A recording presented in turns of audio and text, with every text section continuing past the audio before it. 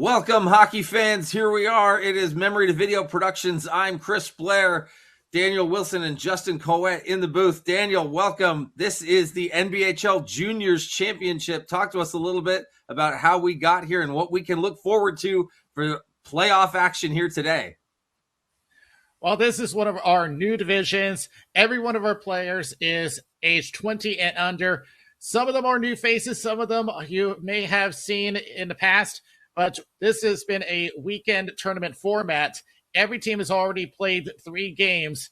And our first game is going to be the number 1 seed Northeast against the number 4 seed Lightning. Now, Northeast has had a bye since they are number 1 seed. Lightning had already played against the Silverbacks and came out with a 4-2 win, with 2 points coming from Ryan and Ian Basilio. So this will be a test of each team's depth as they will try to make their way into the final. And there's been plenty of good scoring both these teams.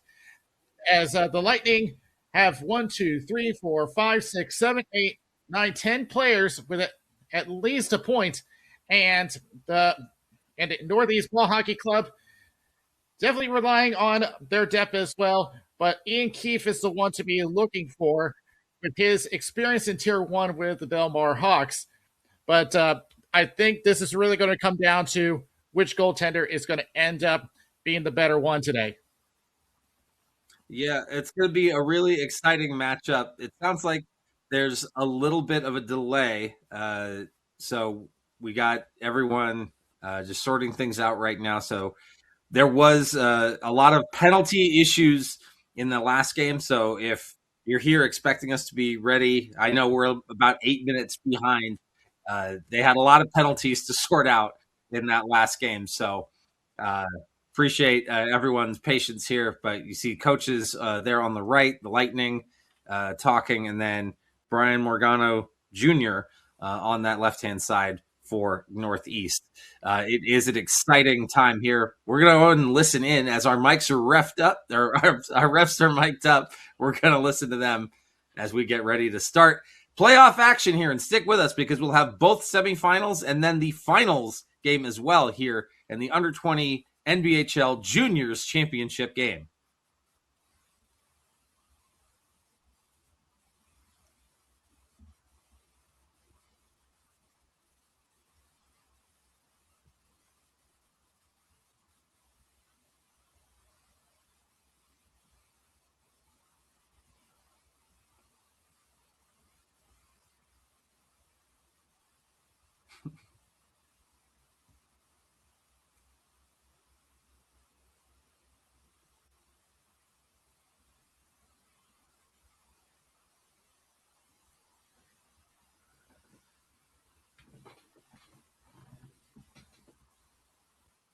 Regret.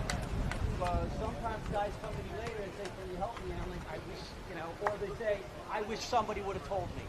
You've been told. Okay? So just be careful about what you say. So just Joey Delgado ringside explaining to the teams about how this is live being broadcast. So thank you so much for being one of those people who is joining us. Teams retire to their sides and we get ready again. Northeast Ball Hockey Club on the left and the Lightning on the right.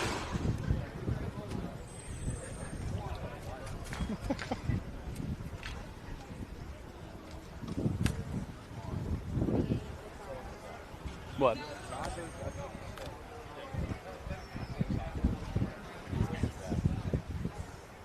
Just a little bit here before we get started.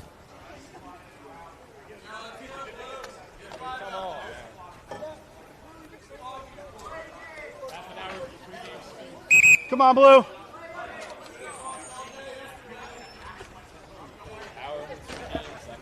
You good? Go. Oh, hey, RJ. There's a ball in the fence before it falls out.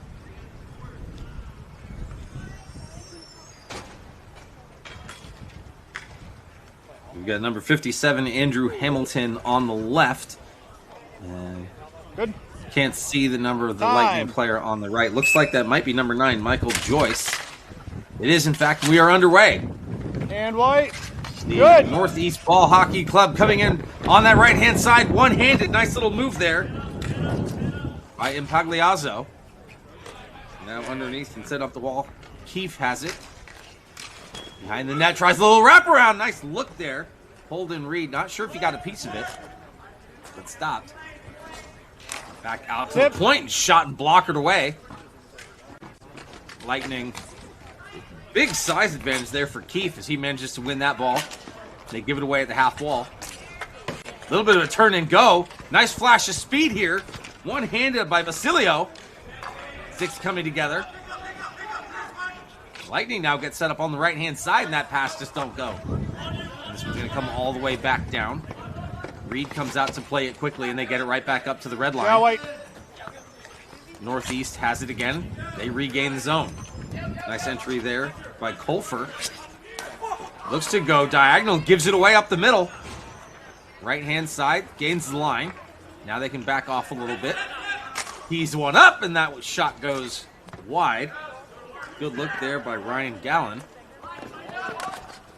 Good pinch, aggressive by Gimbel, but it doesn't work out. A little bit of neutral zone play right now. Team struggling to get the ball towards the net. And there's a good shot, I say. Not sure if Reed got a piece of it. Back underneath again. Battling on that left circle. Almost an opportunity to center it. Just bounced on him a little bit. To the circle. Shot blocked. Now back into the corner. Northeast buzzing right now. Takes a look. Tries the cycle. Needs a little bit of help. This one comes all the way to the far point. Still got it. Shot from outside. Looking for a deflection. On the backhand chance. That one fought off. Keegan Gamble picks it up for the Lightning as they try to work it out. Bounces this one off the near side boards. Comes all the way down. And they gain the zone there. CJ Vieira gets it in deep for Gamble. Chasing after it. Gamble getting pressed by Wetzel. Sends this one around the far wall.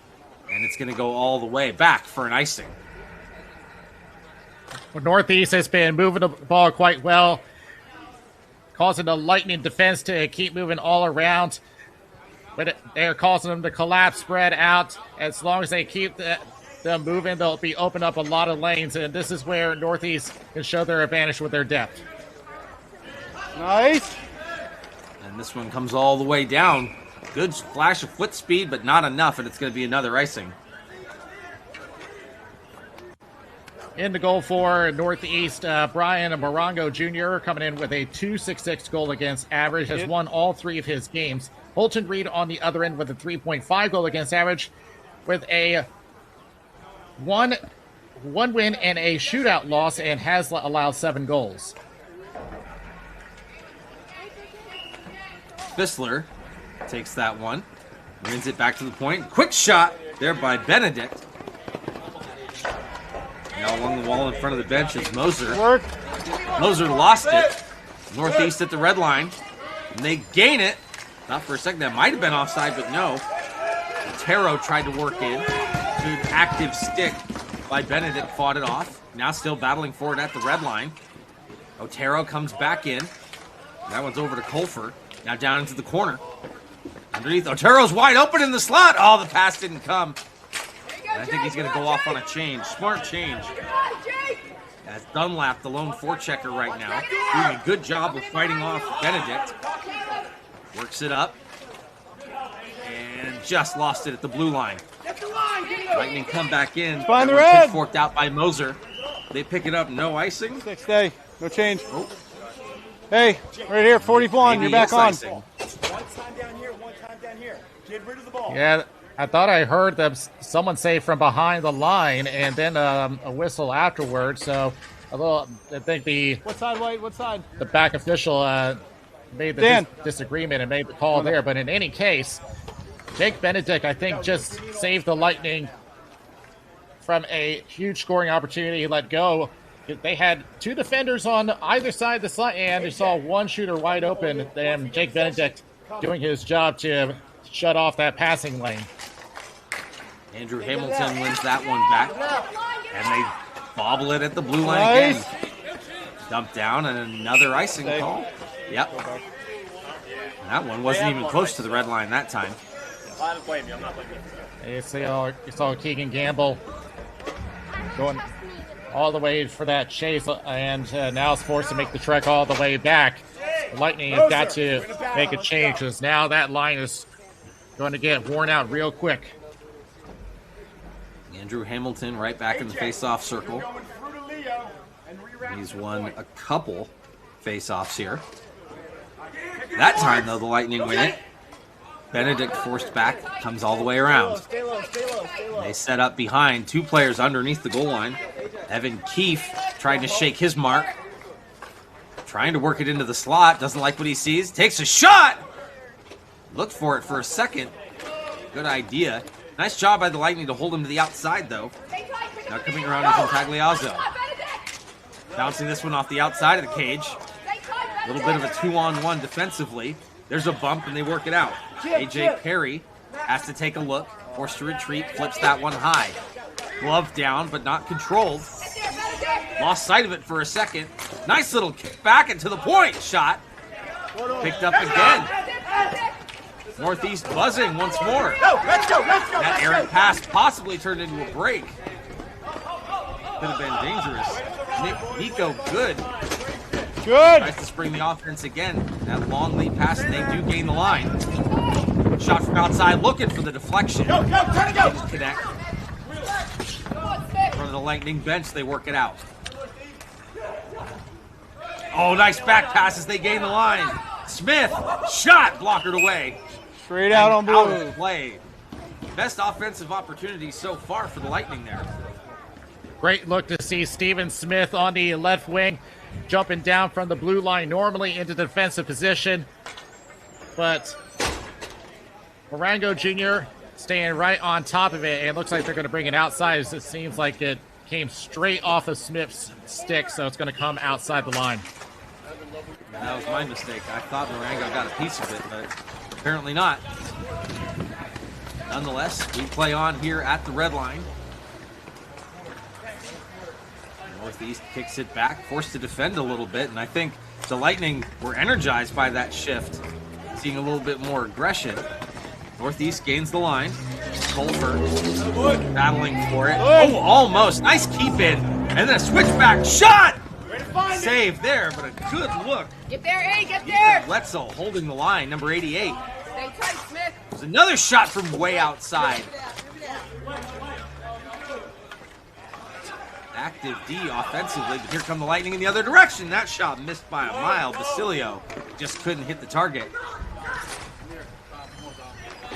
There's a giveaway. Another back pass. I've seen quite a few of these behind the backs. We'll see if that comes back to haunt anybody, but so far, so good. Aiden Peters with the high cycle. Back for Wetzel. Back down to Peters. Takes a bump, collects the ball. Takes a look. Rideau pressing against him. Real physical in the corner. Now he gets some help. De Palma. He gets in too late as the ball comes all the way back around. Northeast still with it. You're out while you're out. Took a deflection and came out. You're out while you're still off. You're still off. Pacheco Good. gains the zone again. He's room, and that ball ends up getting knocked up and out of play. 3:38 to go here in the scoreless first period. There's been quite a change to the strategy of Northeast. For much of the first half of the period, they've been trying to take the slot area, taking a couple of deflections, but the Lightning defense has been playing tighter and has now been forcing them to shoot from either the blue or even the red line and taking some outside shots too. That's going to make things a lot easier for Reed and Net. Come right back at it, though. Still controlling, forced to the outside. That has been a theme. The Lightning are doing a good job of limiting slot chances. And we'll talk about that maybe at the next stoppage or even at the intermission, as Northeast has been taking a lot of shots from outside or from hard angles because they have to. Now here's a 3-on-1 shot. Stop there, but a great look. Offensively, the Lightning are coming alive. Jason Hoffman in the corner, digging against that one is De Palma. De Palma and Hoffman. Oh, and there's a shove. Don't know if they're going to call that a cross check or a rough. It's a cross check, and we're going to see our first penalty of the game. 50 blue, cross check. Very unfortunate penalty on Jason Hoffman. But he got tied up for a lot of this play. He tries to turn around, try to protect the ball, and you see Dominic De Palma. He's got the stick on him and strips him of the ball, and then the shove from well, oh boy, I think his feet went out from under him, but the ref saw the two-handed shove from the back, and that's enough for a cross-check.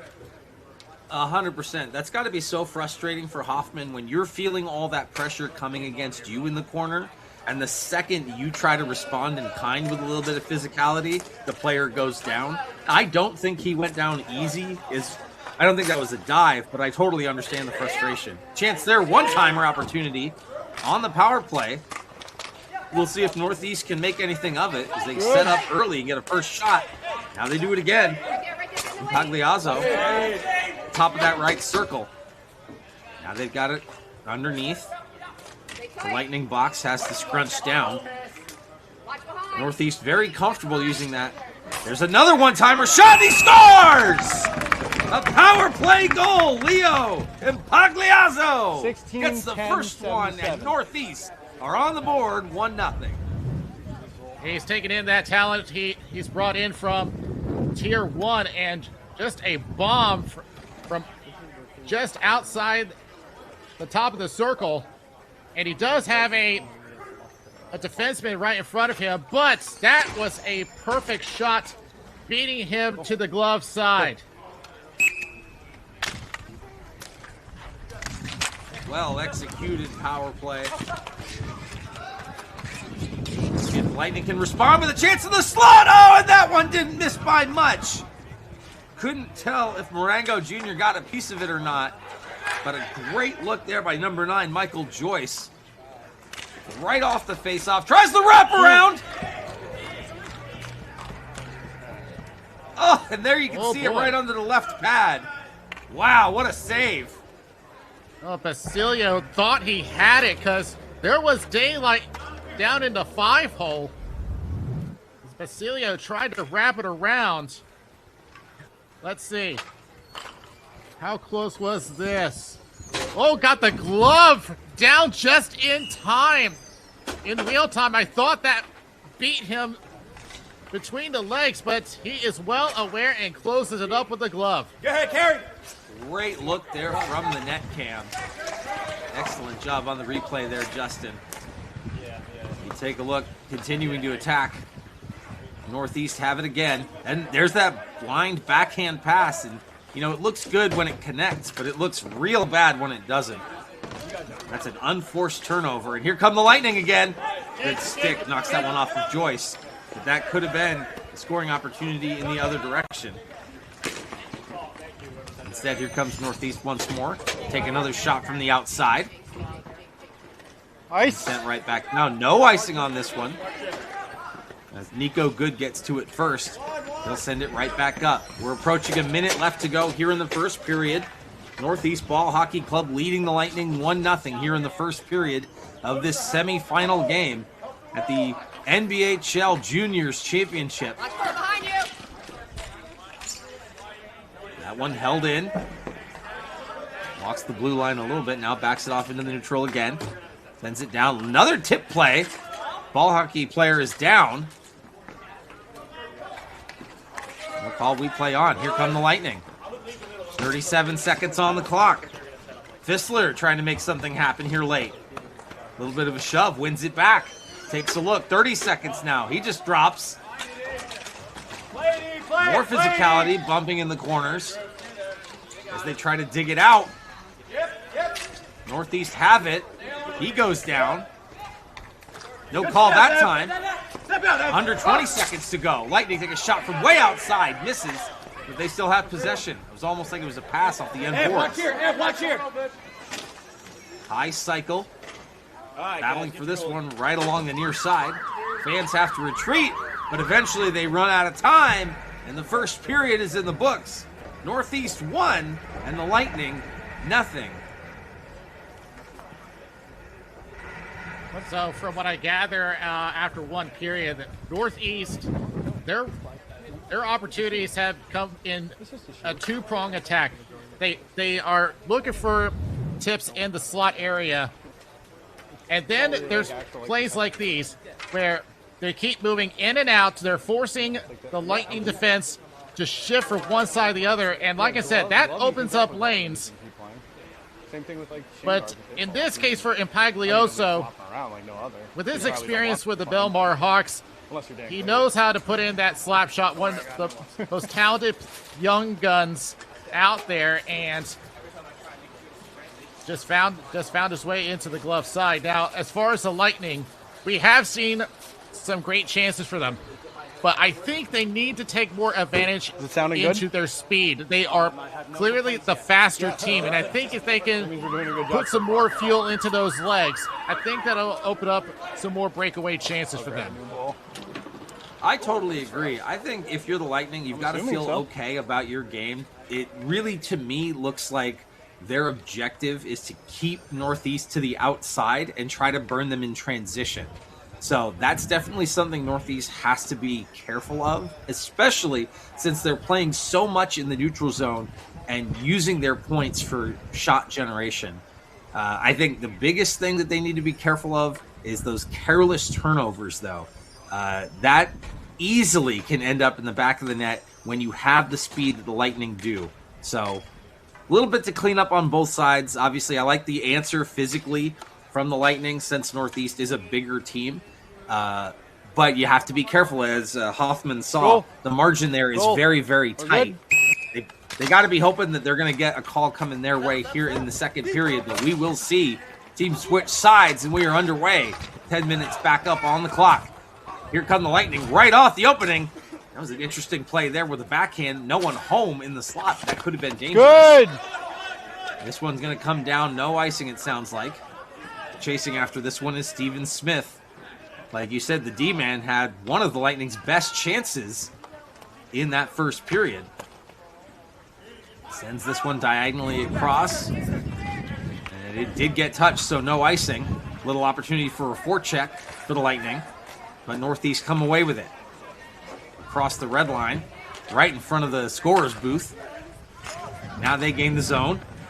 Nice pass there for Colfer. Gets it in deep for Otero. Jacob Otero. And again, you're not seeing a ton of pressure being put on by the Lightning unless it's at the point just like that. This does speak to their goal of trying to keep the Northeast to the outside as that ball goes straight out. And it has worked.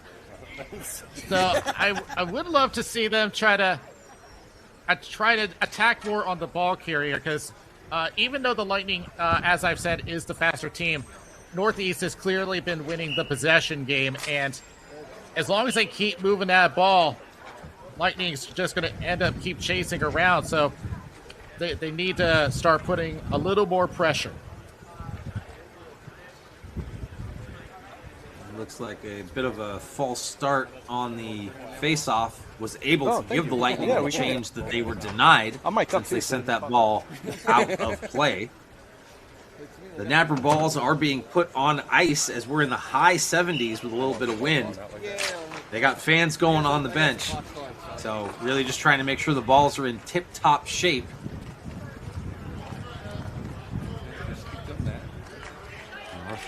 Northeast trying to get that one in front. Oh, and he scores! The patience pays off! And Pagliazzo does it again! He does that turnaround shot that we have seen throw off goalies, and also look at in front of the goal. 3 men in front, actually 4 in front. There's a whole screen right in front of Reed. He's not going to see this one in time. It is Pagliazzo puts in the sneak attack to the blocker side. And here we go again, right off the draw, another chance! Great shot there by Keefe. Northeast really starting to assert their strength here. 2-0 lead here early in the second period, 8:15 to go. Keefe sends that one on the backhand towards the net, picked up by Brody Connor.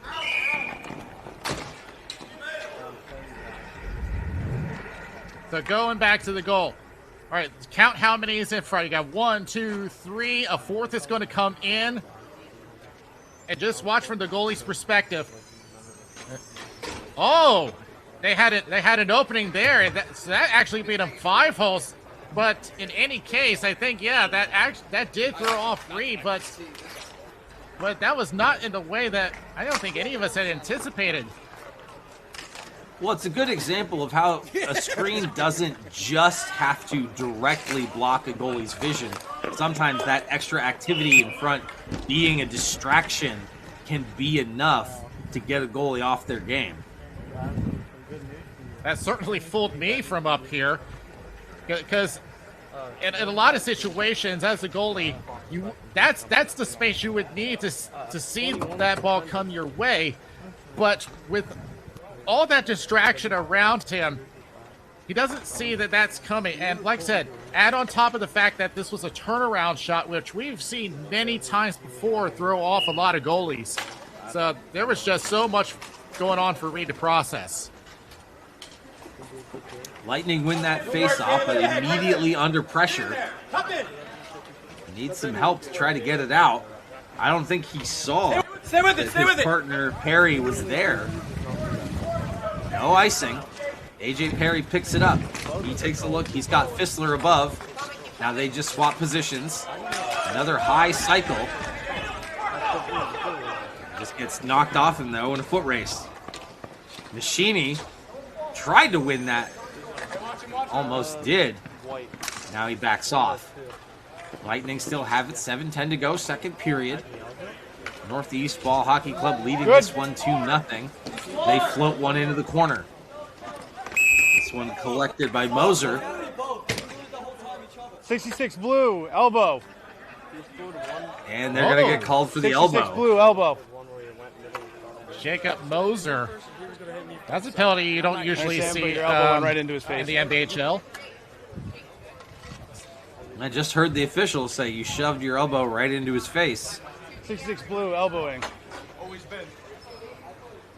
Let's take a See if look. we get a chance to look at it. So both of them are chasing the ball to the corner, and well, it's not the best angle for us to see, but you can see that elbow go across at least at chest level. I don't know if we have a better angle of that, but in any case, Northeast going on the power play for the second time today.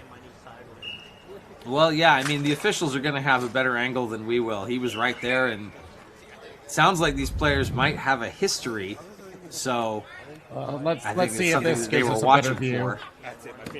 Unfortunately, it's going to be out of frame here, so we're not going to be able to see that. Pay me bonus for that. Nonetheless, Northeast goes right back on the power play. They're 1 for 1. Watch that. See if they can burn them again.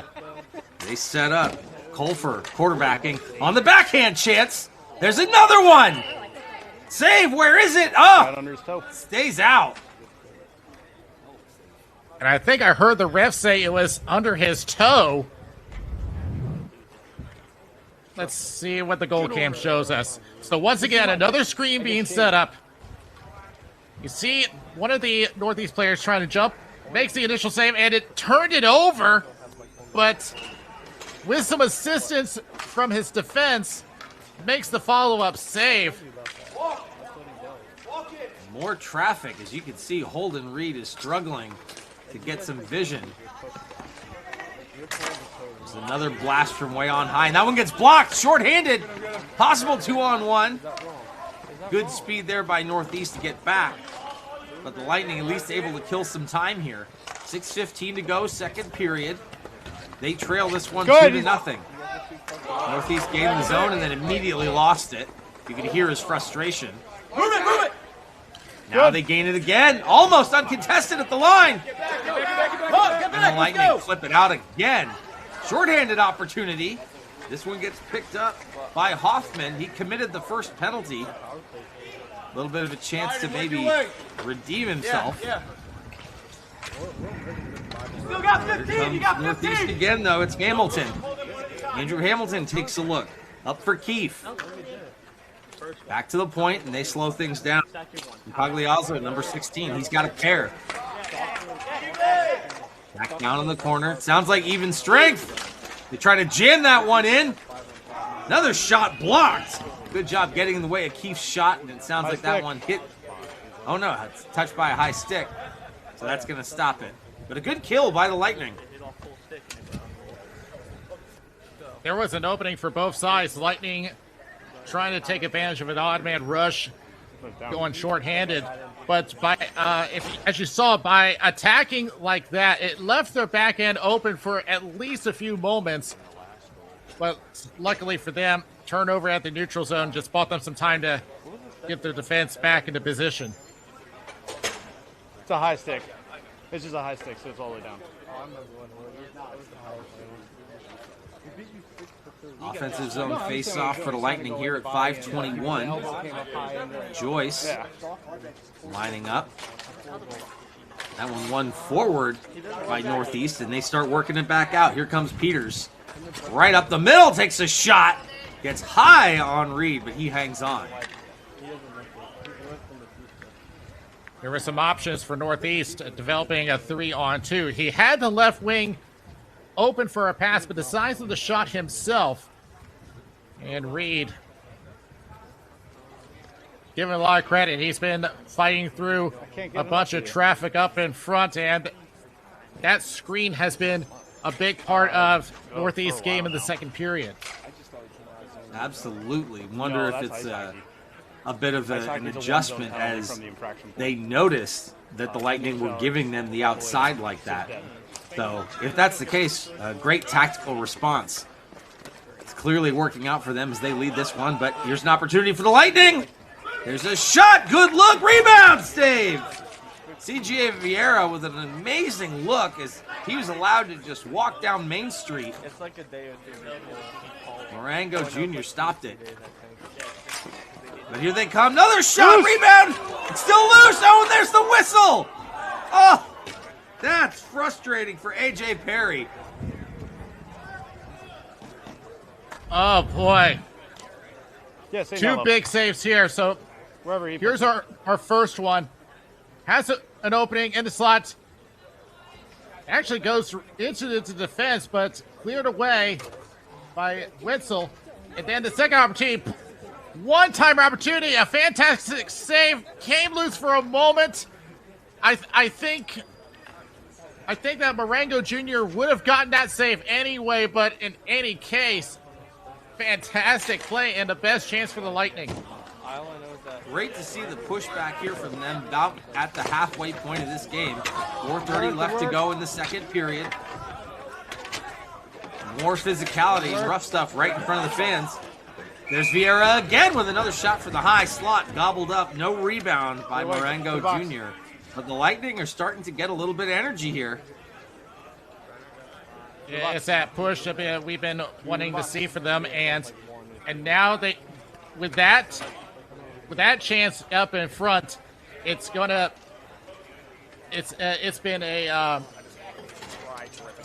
giving them that energy that, as you said, they've been looking for. And I see the penalty box open for Northeast. Looks like the Lightning are going to go on the power play. Yeah, that's fine. This is going to be Nico a huge Good. opportunity. Good is going to sit. Big shout out to our refs of this game, Matt Safranik, Dan Cleary, and RJ Cuevas. Always appreciative of the Zebras and the job that they do. First power play of the game for the Lightning, and a good opportunity to close the gap here. Come on, Blue, you're off. Northeast gets it clear, comes all the way down. Ian Basilio going to walk it up. Everyone posted up on that blue line. Not in They still. haven't gained it yet. They're going to try again. Now they get it. And they set up. Basilio takes a look. A little bit of a diamond shape as opposed to the box that we saw on the other side. That one-time blast goes wide. They pick it up again. Basilio. Now he's going to drive right out at the top of the crease. Marengo gobbles it up and no rebound. They had Nico Woodring set up on the right point. A lot of room. I think this is one of, like, the Lightning are now focusing or just getting to the ball to the net. But I think if they just take a moment to look, I think they can see some more opportunities for them as they'll try to take advantage of this power play. Hoffman won the draw. It was a little light, but with some help from his wingers, they get it back and set up. Woodring, he was ready for the one-timer for a second, and then it disappeared.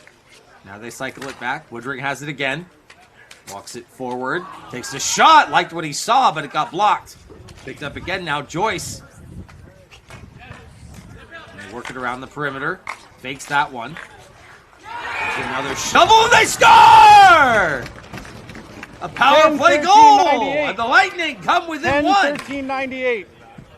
It's Ryan Gallen who will put in the loose garbage up in front. The Lightning taking something out of the Northeast playbook. Look at how many are sitting in the slot. 1, 2, 3 Lightning sitting there. And Gallen with a lot of room in a wide angle and takes the top shelf. And the Lightning cut the lead in half. Power plays have shown up big.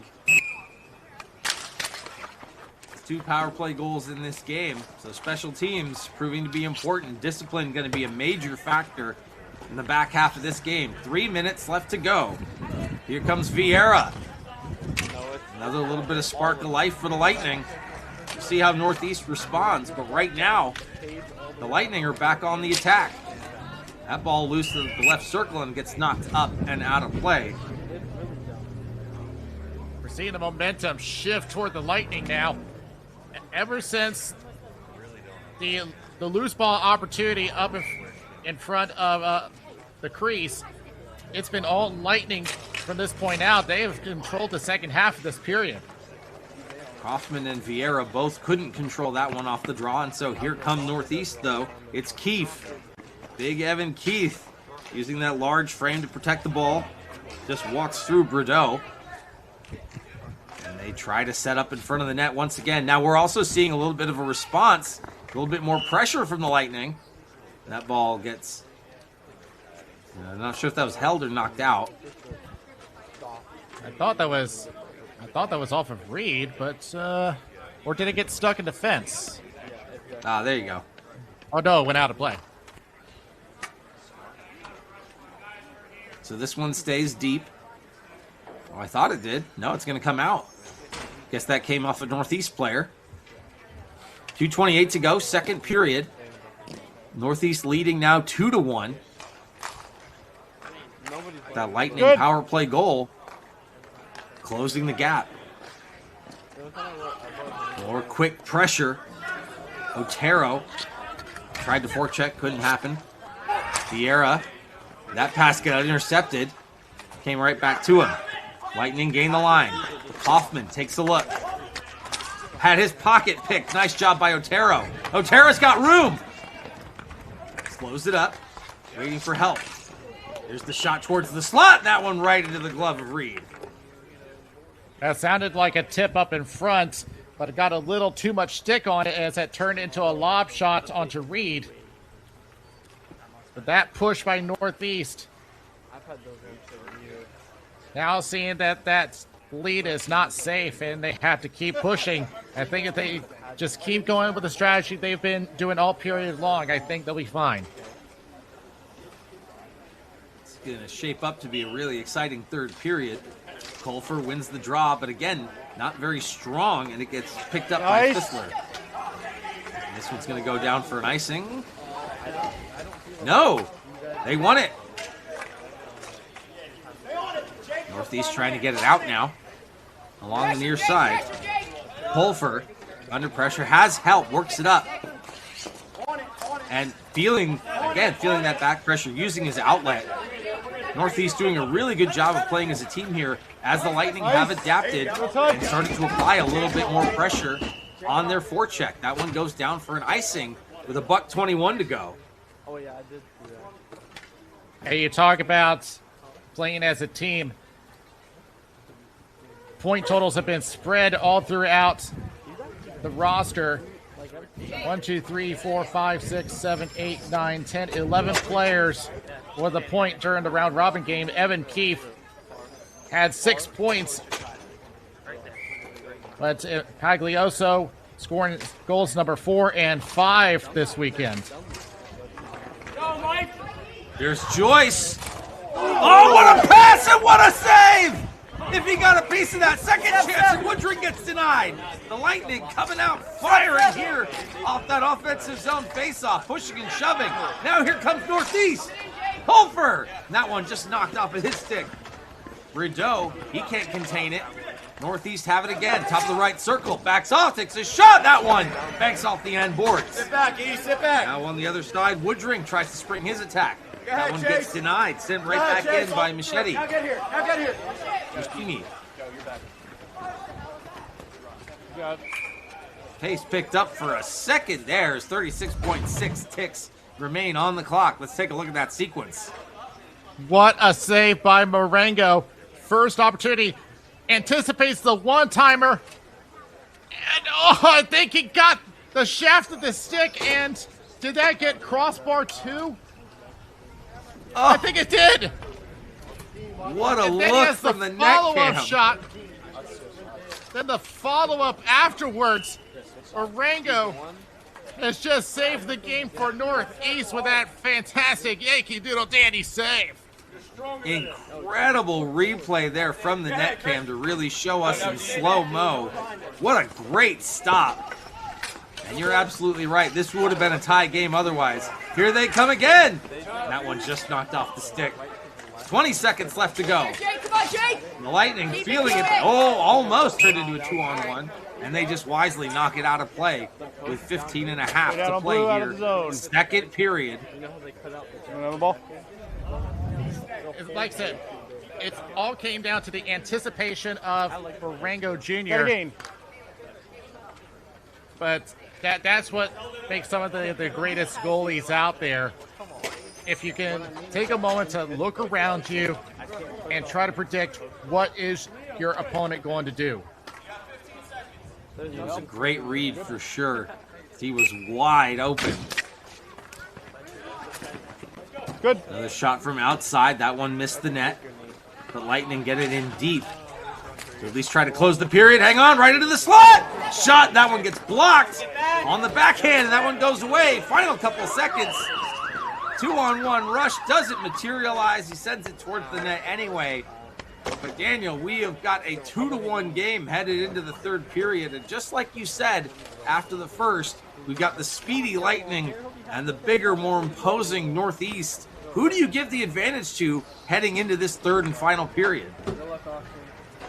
This is tough to say. Now, Northeast goaltending and defense has really pulled it off at the late stages of that period.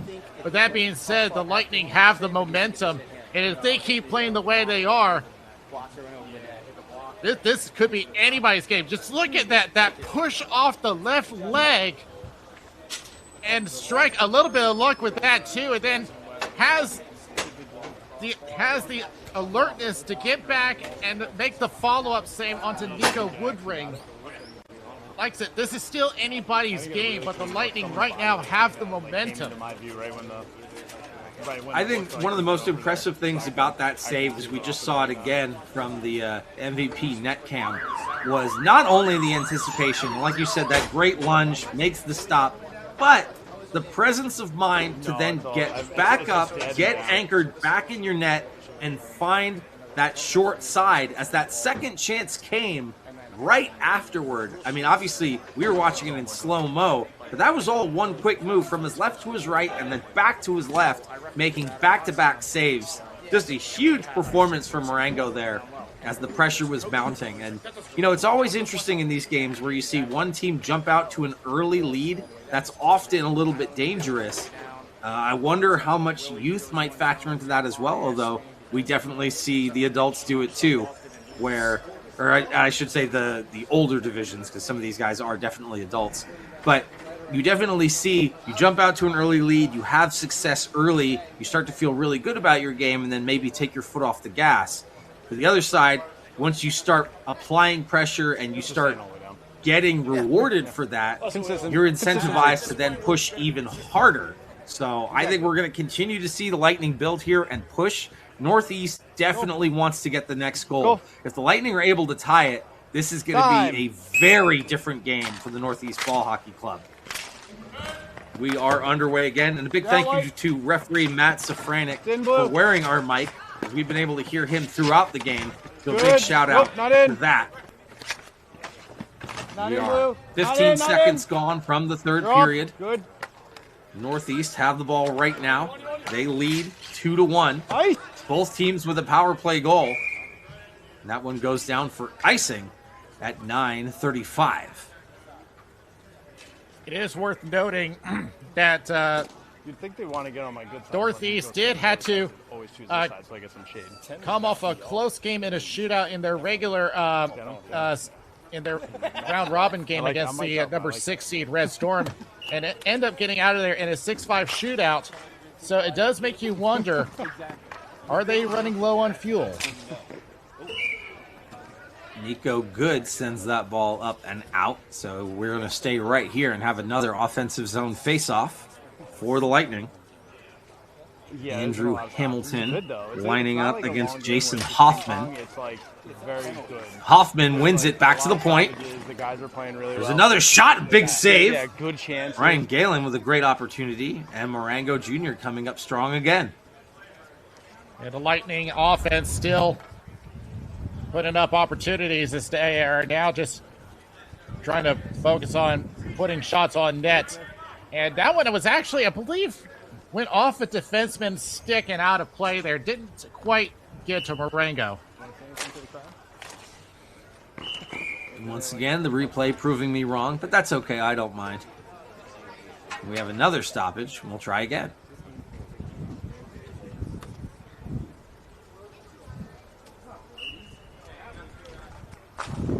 Lightning win that one clean, and a quick shot right off the draw. Gets blocked, but a good idea. Now drive to the net, they score! Tie game! And guess who? It's Ryan Galen. His second of the game. So watch as he approaches down low.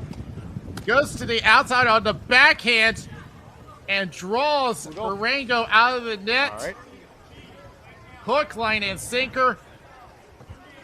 As we take a look from behind.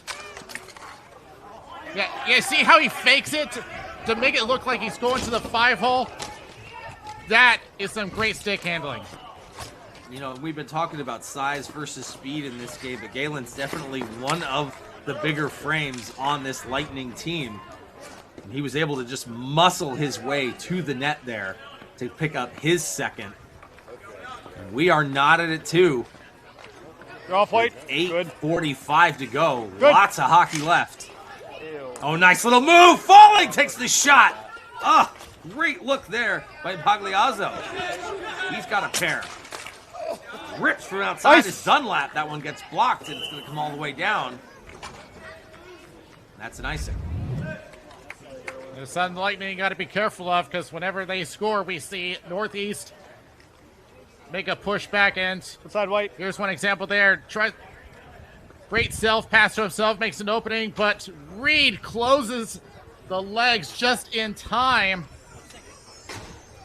As Northeast, like I said, making that push, but right now they are riding the Lightning. Falling and sliding there.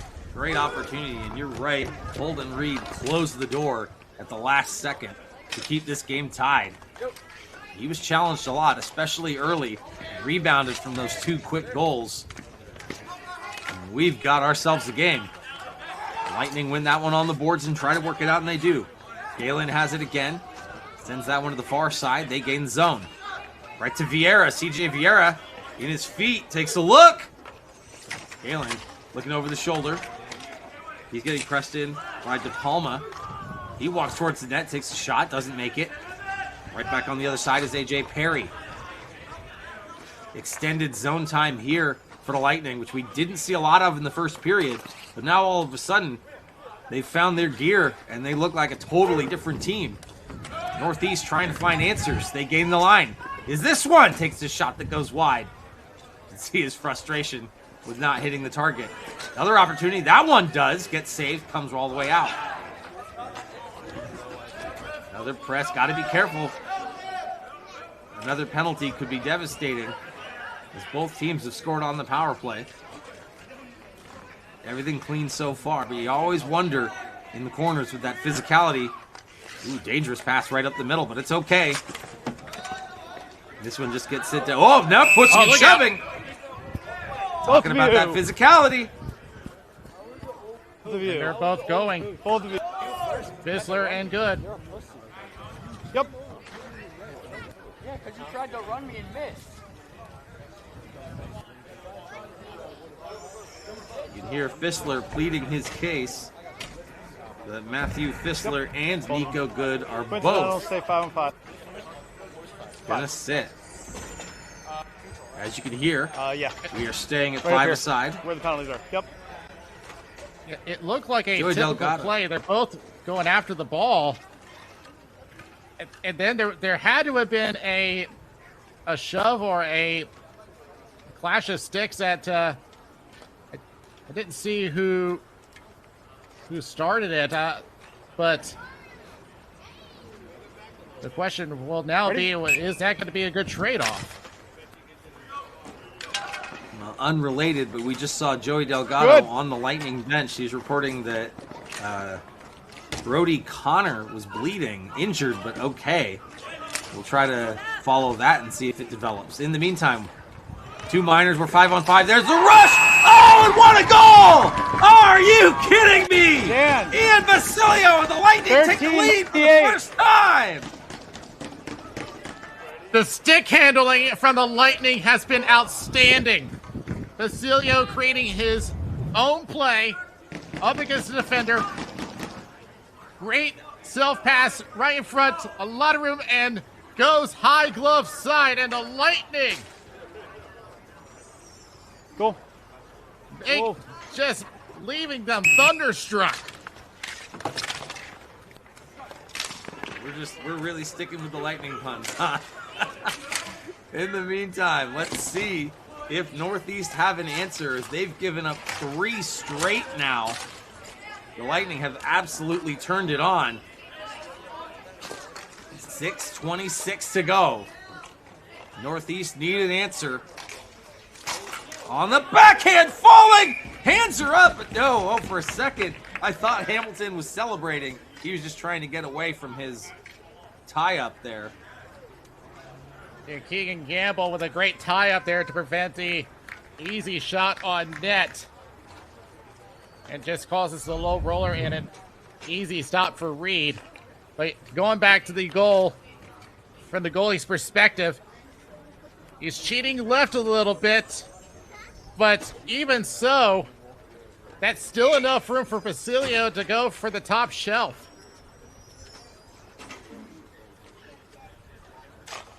.6:18 to go. Northeast win the face-off. Get the shot towards net, but no possession. And that was also something, Off Daniel, while that you're you off. talked about Off, you're earlier off. in this game. How Northeast was dominating possession. And that has just not been the case in the back half of this game. We'll see if they have an answer here, but they're running out of time. Under 6 minutes to go. We did get an update from Joey Delgado on the bench about Brody Connor. Sounds like it was his right arm is bleeding after getting pushed up into the wall. He's bandaged up and in a lot of pain. He may be done for this game, so we'll keep an eye and see if we see number 3, Brody Connor, for the Lightning at any other point in these final 5:41. But for now, it sounds like he is really struggling on the bench. It had to have been a quite an injury for an arm. We'll see if he still has the ability to come back a little later. But well, now they're saying he's putting his helmet back on, so he may not be done. We'll keep an eye on that, see if we see him again. Vieira takes the shot, and Marengo, big save, no rebound. That's got to be big for his confidence after letting in 3 goals back to back to back. Getting a solid save like that, got to do something to help a goalie get your head back into the game. It's been that combination of speed and stick handling that's been the winning formula for the Lightning. Another shot right off the draw. Good job by Hoffman to Galen. And again, held with no rebound. Guys, get out here, guys. All right? We got to mark them. Don't worry about anyone up top. We'll see if we can find Brody Connor. And as we initially thought that he may have been done for the game, but the word is he got his helmet back on, so he may be coming back. We'll see if he takes the next shift. Hoffman right back to Galen again, and another shot. That one goes wide. So Hoffman just eating that face-off circle. Galen battling against Keefe. Keefe trying to use his size there. He was very successful in the first period. And he just gets stripped. Here come the Lightning again. That looked offside to me. I guess not. Player goes down. I hear someone screaming trip. No call. Good. We continue on. I get it. I yell too. Here comes Northeast. Takes a look. Wrap around. Thought about it. Knocked off a little bit. Stumbling. Northeast was doing such a good job playing as a unit earlier in this game. Now they feel so much more disjointed, but there's a play! Oh! Ball! It's in the net! The net's knocked off! They're celebrating, though! 57-16-91. And that one's they're calling it a goal. Oh, RJ. Let the ball go right by. Oh, boy, let's take another look at this. So, the screen front then, one-time opportunity, goes high. And you know what? I think that was the right call because that was knocked off by their own player. Absolutely, you can see it there. And it's Smith who actually knocked the net off, and he's laboring back onto the bench. Let's take a look one more time.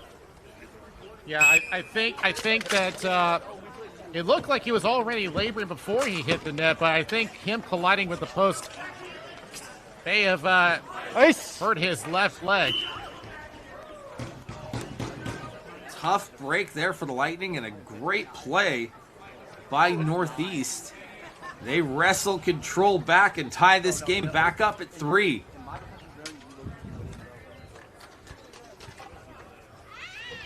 Now they get an offensive zone faceoff. And we'll see.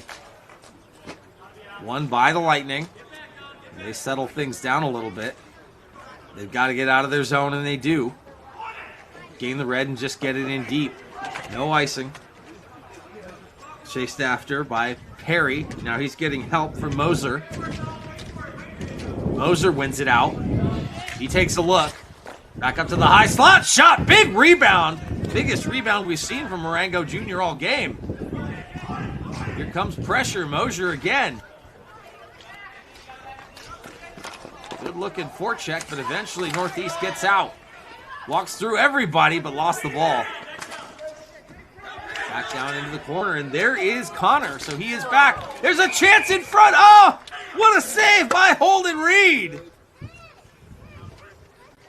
Well, Holden Reed needed a big save himself. I think we can call both these goalies even. As you have their feet together on that one? He's looking at the play. Okay, that's what I saw. Goes down early, then sees an attacker coming in and makes that push toward the top of the crease to take away that space. Great attention by Holden Reed. Another wonderful shot from the net cam. It looked like he was originally thinking poke check. Then as the ball came out, like you said, good push left to right, coming out, sliding, hanging on.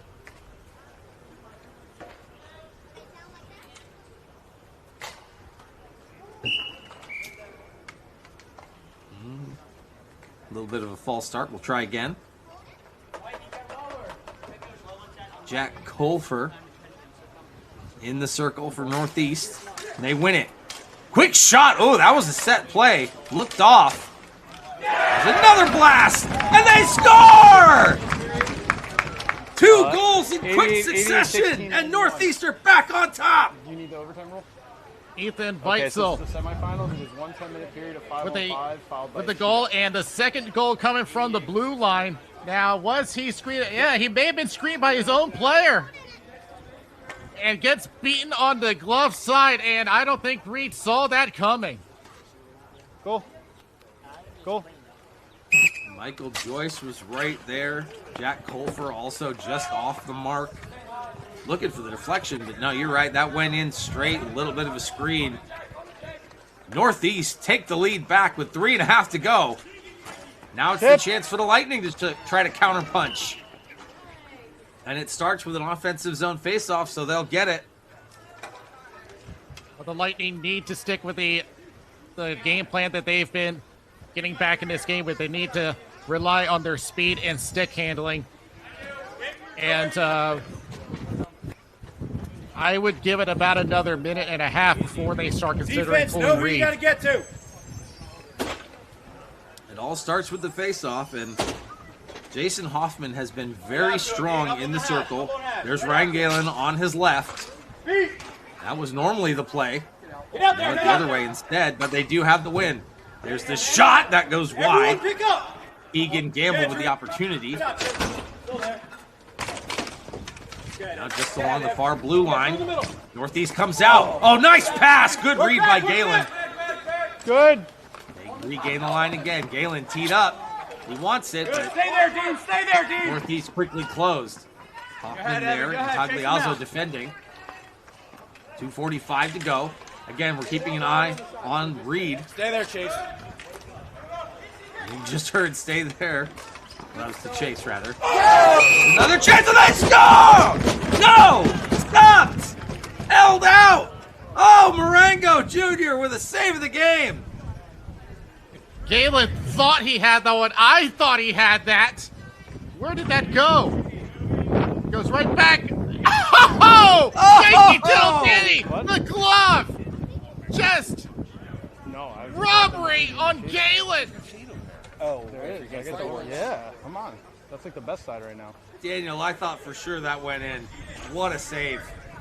You and I both. You see this pale complexion? It's like a pink. I don't even get tan like the commissioner over there. Here we go again. 2:30 left to go. Ah! Pass right up the middle, no one home. Northeast. On the backhand, shoveled out by Otero. Glove down. A little bit of offensive zone time. Otero takes the shot. Reed save. Comes out. Another opportunity, and Reed forced to cover with 2:12. If I'm the Lightning, I would be taking my time out right now.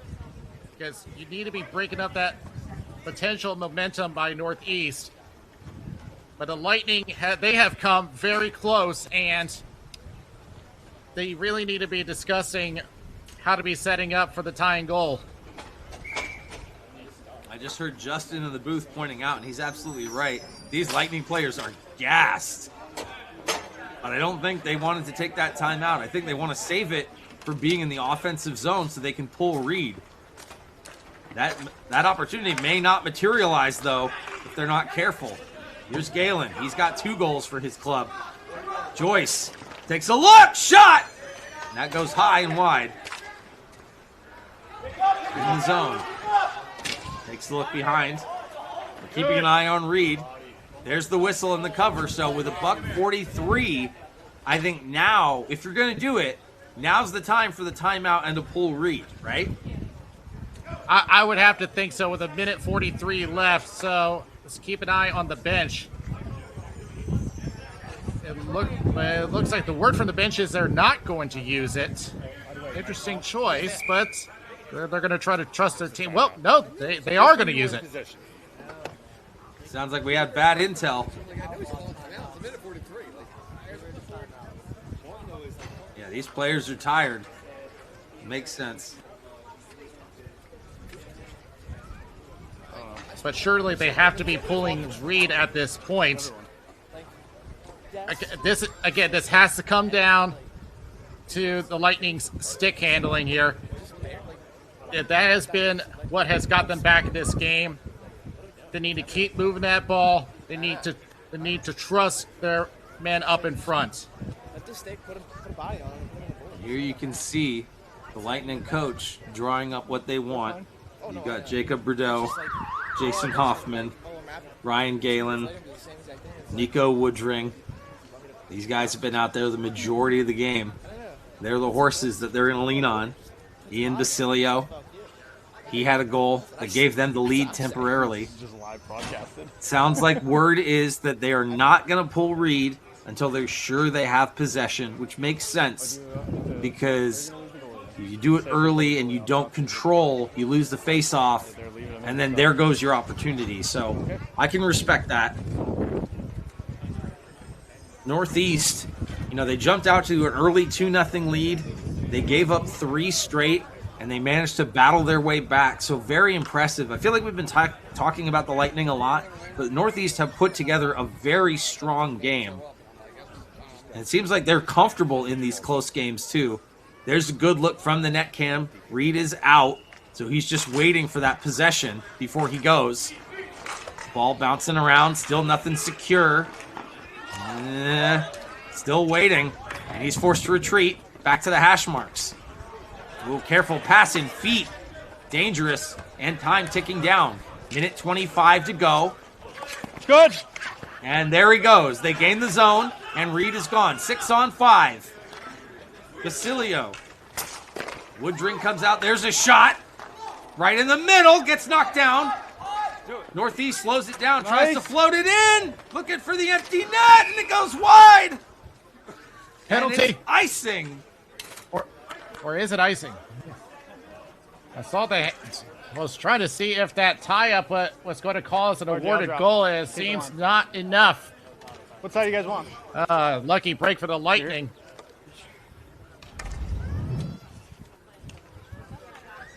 Did he impede one? Yeah, they said it was not enough to impede. So the icing got there in time. Very close. Very, very close. Everyone is dragging here. Minute 6 left to go. 6-on-5. The Lightning need a goal. Drop the ball, take it out of the way. Thank you. Northeast ball hockey just trying to hang on. They win the face-off. Lightning players collapse down. Ball comes up but not out. Held at the red line. Galen, quick touch pass. Nice. And that one goes down for icing again. But you can see the frustration on the Lightning players' faces as they are just not connecting these passes the way they need to right now.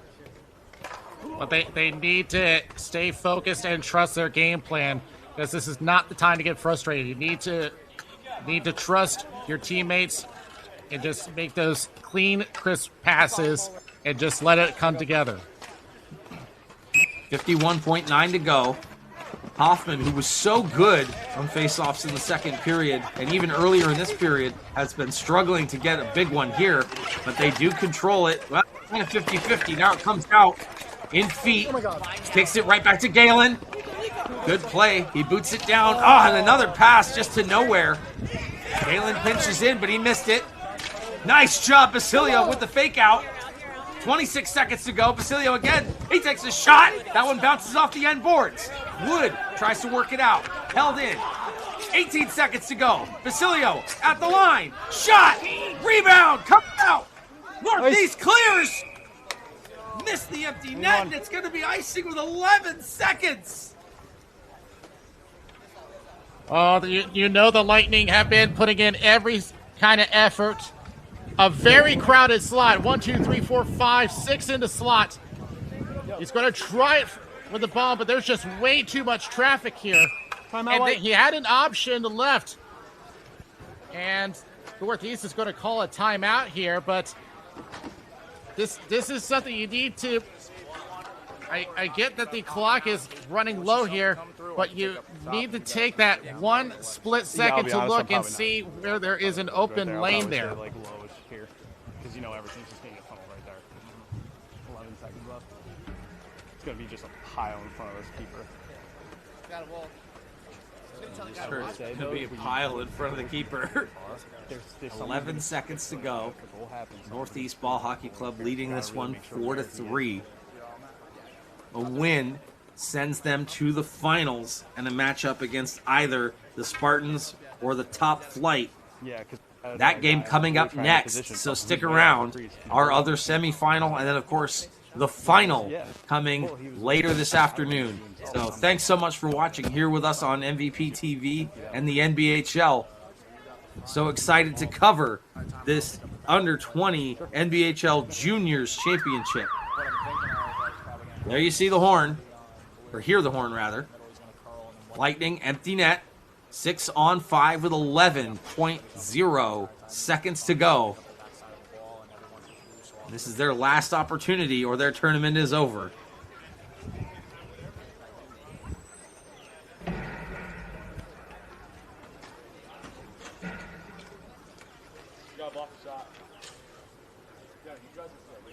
And keep an eye on the points. And Northeast is stacking the slot. Pagliazzo and Hoffman match up. Hoffman wins it. Back to Galen. Can't control it. 6 seconds. Galen again. 4 seconds. Last chance. Shot gets blocked, and that's going to do it. The Northeast Ball Hockey Club hang on and survive.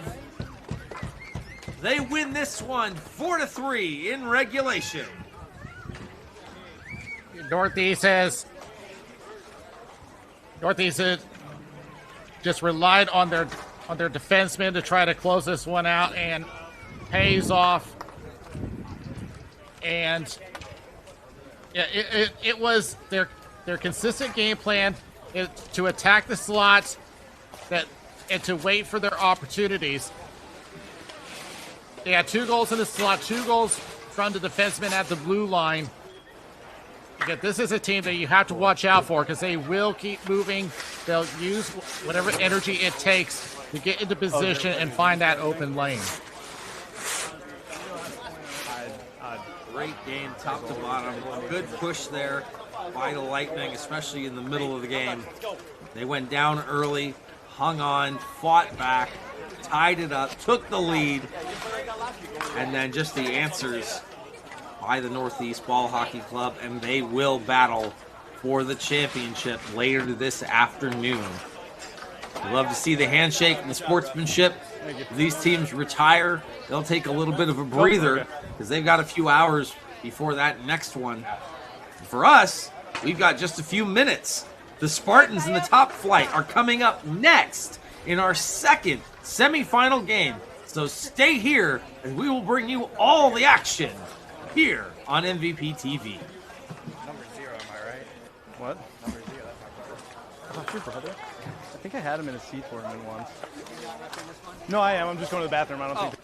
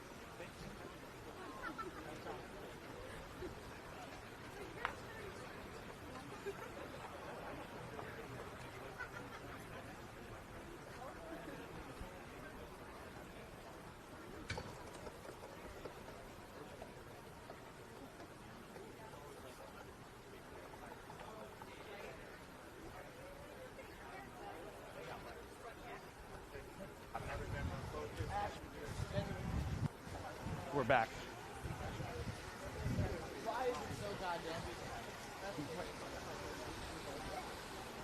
We're back on, I think.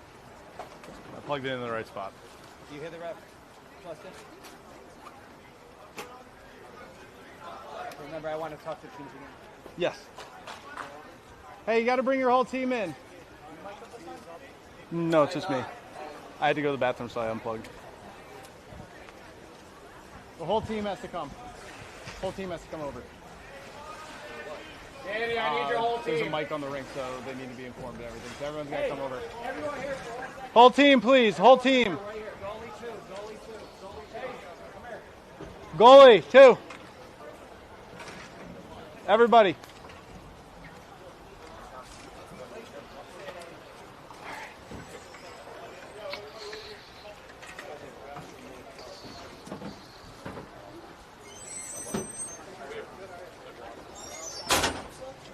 First rule about Fight Club, you don't talk about Fight Club. He's not that far off. So my name's Joey Delgado. I am the owner of NBHL TV, which is broadcasting this here. The reason I want you to know about that is because we are miking up a referee. The reason I want you to know about that is so that you have the extra second in your head to think twice about what you might say. Not the person don't care what you say. I will not be offended by what you say. You don't have to censor your language for me. But if you think you might say something that you might regret later, think about it now. Okay? That's it. It's very friendly advice. I want to give you a good experience for everybody. So just do what you're going to do. All right? Okay. Yep.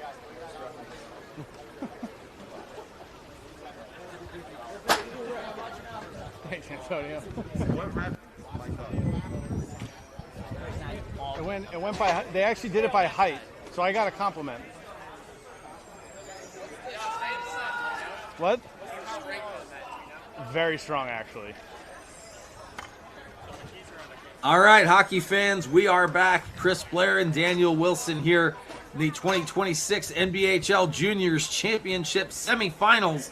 Before we get this one underway, Daniel, of course, we missed the end of that Northeast Ball Hockey Club and Lightning game. Who's our MVP from that one?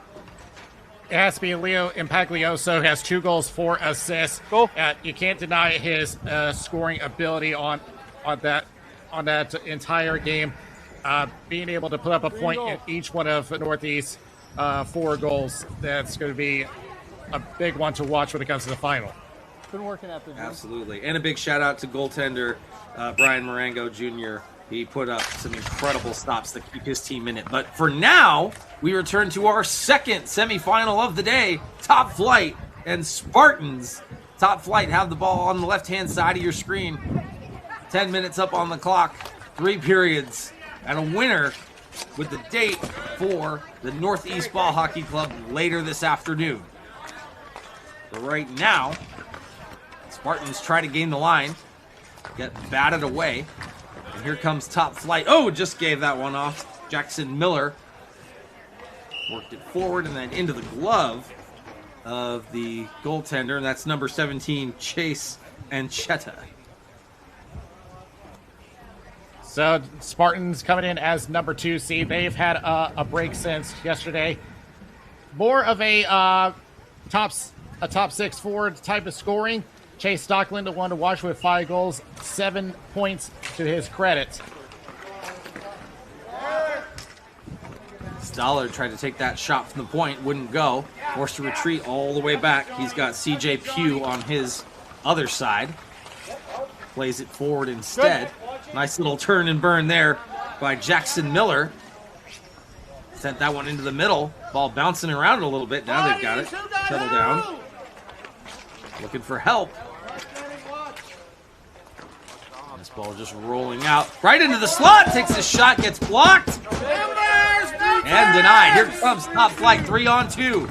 They've got options. Sends that one to the right. Right across. Tic-tac-toe. Stopped and held. Dexter Cummings hangs on.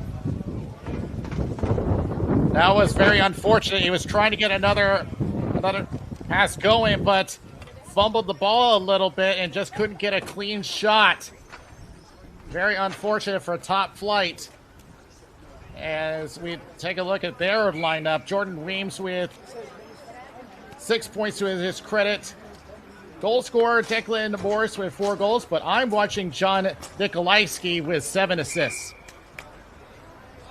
Another shot there from way outside. Dexter Cummings hangs on to that one once again. So we will just reset and do it over. Jackson Nasuti taking the offensive zone face-off, but instead won back by Greg Krongel. Spartans worked it up the near side. Brandon Catalina lost it. There's a big shot, diving block. Onto the goal line. Forced to the backhand, takes a look. Nice stick lift there by Krongel. Up for Catalina. Catalina down to Krongel. In his feet. Under pressure. Spartans trying to work it out. Aggressive forecheck by Top Flight in the early goings here. 2 minutes gone. First period, still scoreless. The winner to play the Northeast Ball Hockey Club in the finals later this afternoon. Spartans work it back in. Sticks come together. Oh, nice opportunity. Dom Tussi was there, but couldn't connect. Shot never found its way to Archetta. Zumas has it underneath. Works that one back to the point. Takes a shot right in the slot. Good opportunity. Comes right back to him. It's Tusi. Gave it away at the top of the circle, and here comes Top Flight going in the other direction. Wisely gets it down and goes off for a change. Pugh collects in his own end as his team also changing. Slow things down a little bit. And that one goes right into the bench. Well, Top Flight, I noticed they got a pretty good offense as they got some odd man rushes. They're attacking, but they got to be careful in the back end. They've had 2 defensive zone turnovers right in front of their own goalie, so they got to clean that up quickly.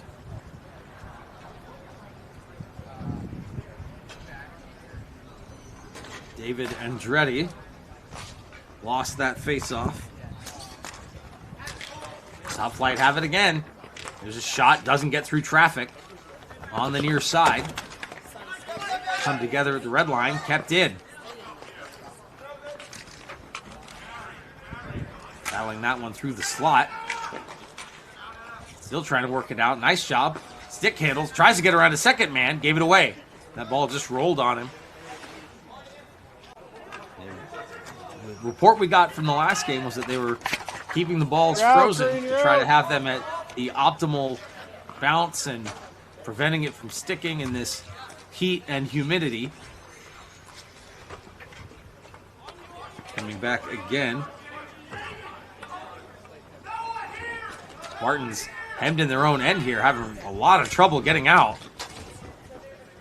They're possessing, but a very good job sealing off the walls and clogging the middle as well. There's a little glove down. Michael Vole III. Vole took a look, almost wanted to go into the circle. Now he does. That one just doesn't connect. 5:40 left to go. Gave away again. Oh, and that pass just a little bit too soft. Anderson Hillard couldn't connect with his man. He sets up in front. They score! I don't know if Anderson Hillard got a piece of it or if that went straight in. 17. The official He actually did. Declan Morris. Yeah, he actually did get a piece of it, but it was a leaky goal. Clear, you got the ball? As it went right between the legs. So watch from behind here. So here comes the shot from Declan Morris. Now there is a screen in front. He does get a piece, but not enough of it as it just rolls right through across the goal line. Oh. Declan Morris with the goal. Dexter Cummings definitely would want that one back, I would think. As you said, he had it, just didn't have all of it. Top Flight take the lead here. Just about the halfway point of the first period. And they go right back on the attack from the goal line now underneath the cage. Works this one out to the hash marks and back up to the point. Takes a blast on the backhander. Oh no, and that didn't miss by much. Top Flight possessing. And there's a bit of calm in their game right now. They look very comfortable and just dominating possession here. Still just walking through the zone. There's another shot turned aside by Cummings. Another opportunity. That was Brady Gabriel. Top Flight still with it. Gabriel got around one man, tried to get around a second, couldn't. 4:25 to go. First period, Top Flight with the first goal. But as we saw in the last game, things can change. Gloves come off. I thought I saw a glove fall off there. Just a little bit of pushing and shoving. Now here they come the other direction. Spartans on the backhand. Jackson Miller tried to set up his winger. Didn't connect. And here come Top Flight again. Just the one player. It's number 44, Austin Malloy. Right in the slot. Wide open, Malloy! Scores! 2-0. Top Flight is just being given this space. It's coming down from the slot area and draws out Brody Stallard out, and he's got no support behind him and just leaves Austin Malloy right there, point blank, and gets the gimme right in front. 2 goals here in the first period. Spartans looking for an answer. John Zumas sends one wide. Second chance, little bit digging out in front. This one comes up and out.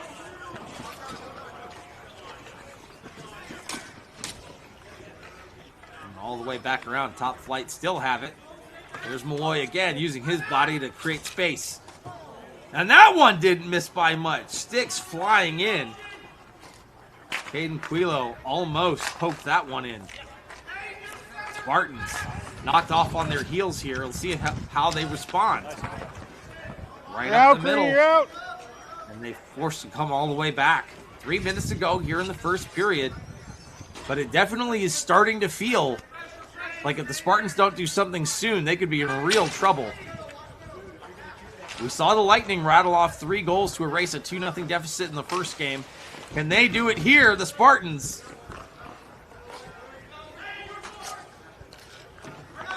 Top Flight have it. Forced back into their own end. Ganzik. A little bit of cross up. Krongel. He's in deep. Tries to center! Oh, and they score! What a play! 88-10. It's going to be Chase Stockland who will put up another point to his credit. It all started with a pass that went awry, went off the side of the net, and created the turnover for the Spartans. Now there's a lot of traffic up in front, but he finds a hole and gets Stockland on the other side. And a high-risk pass. But here was that turnover I mentioned. So, yeah, he intended to pass that behind the net, but it actually went off the back of the net. You see the response. Stockland with a blast from the blue line. Now with 2:10 to play in the first period. Top Flight had pretty easy going early. Let's see how they respond to that goal against. Spartans come right back on the attack. Flip forward and charging is Catalina. He takes a look over the shoulder. Back up to the point, way up high. Stockland again, looking for a tip.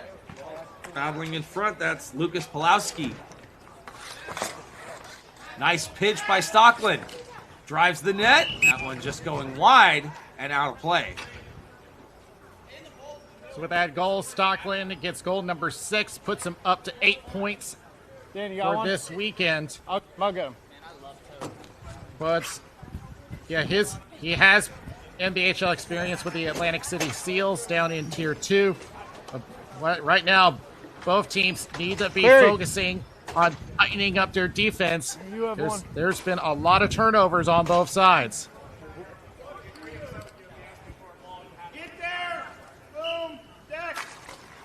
Tussey wins that draw back. Still battling down into the corner. Bottom of the circle, gave it away! Backhander, shot! Oh! Not sure if there was a save there. Second chance. I don't know if Archetta actually saw that ball or that was just great D in front. A way to cover up after a bad giveaway, but the Spartans are still coming.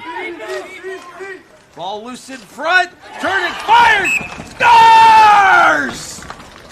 Spartans respond! Tie game!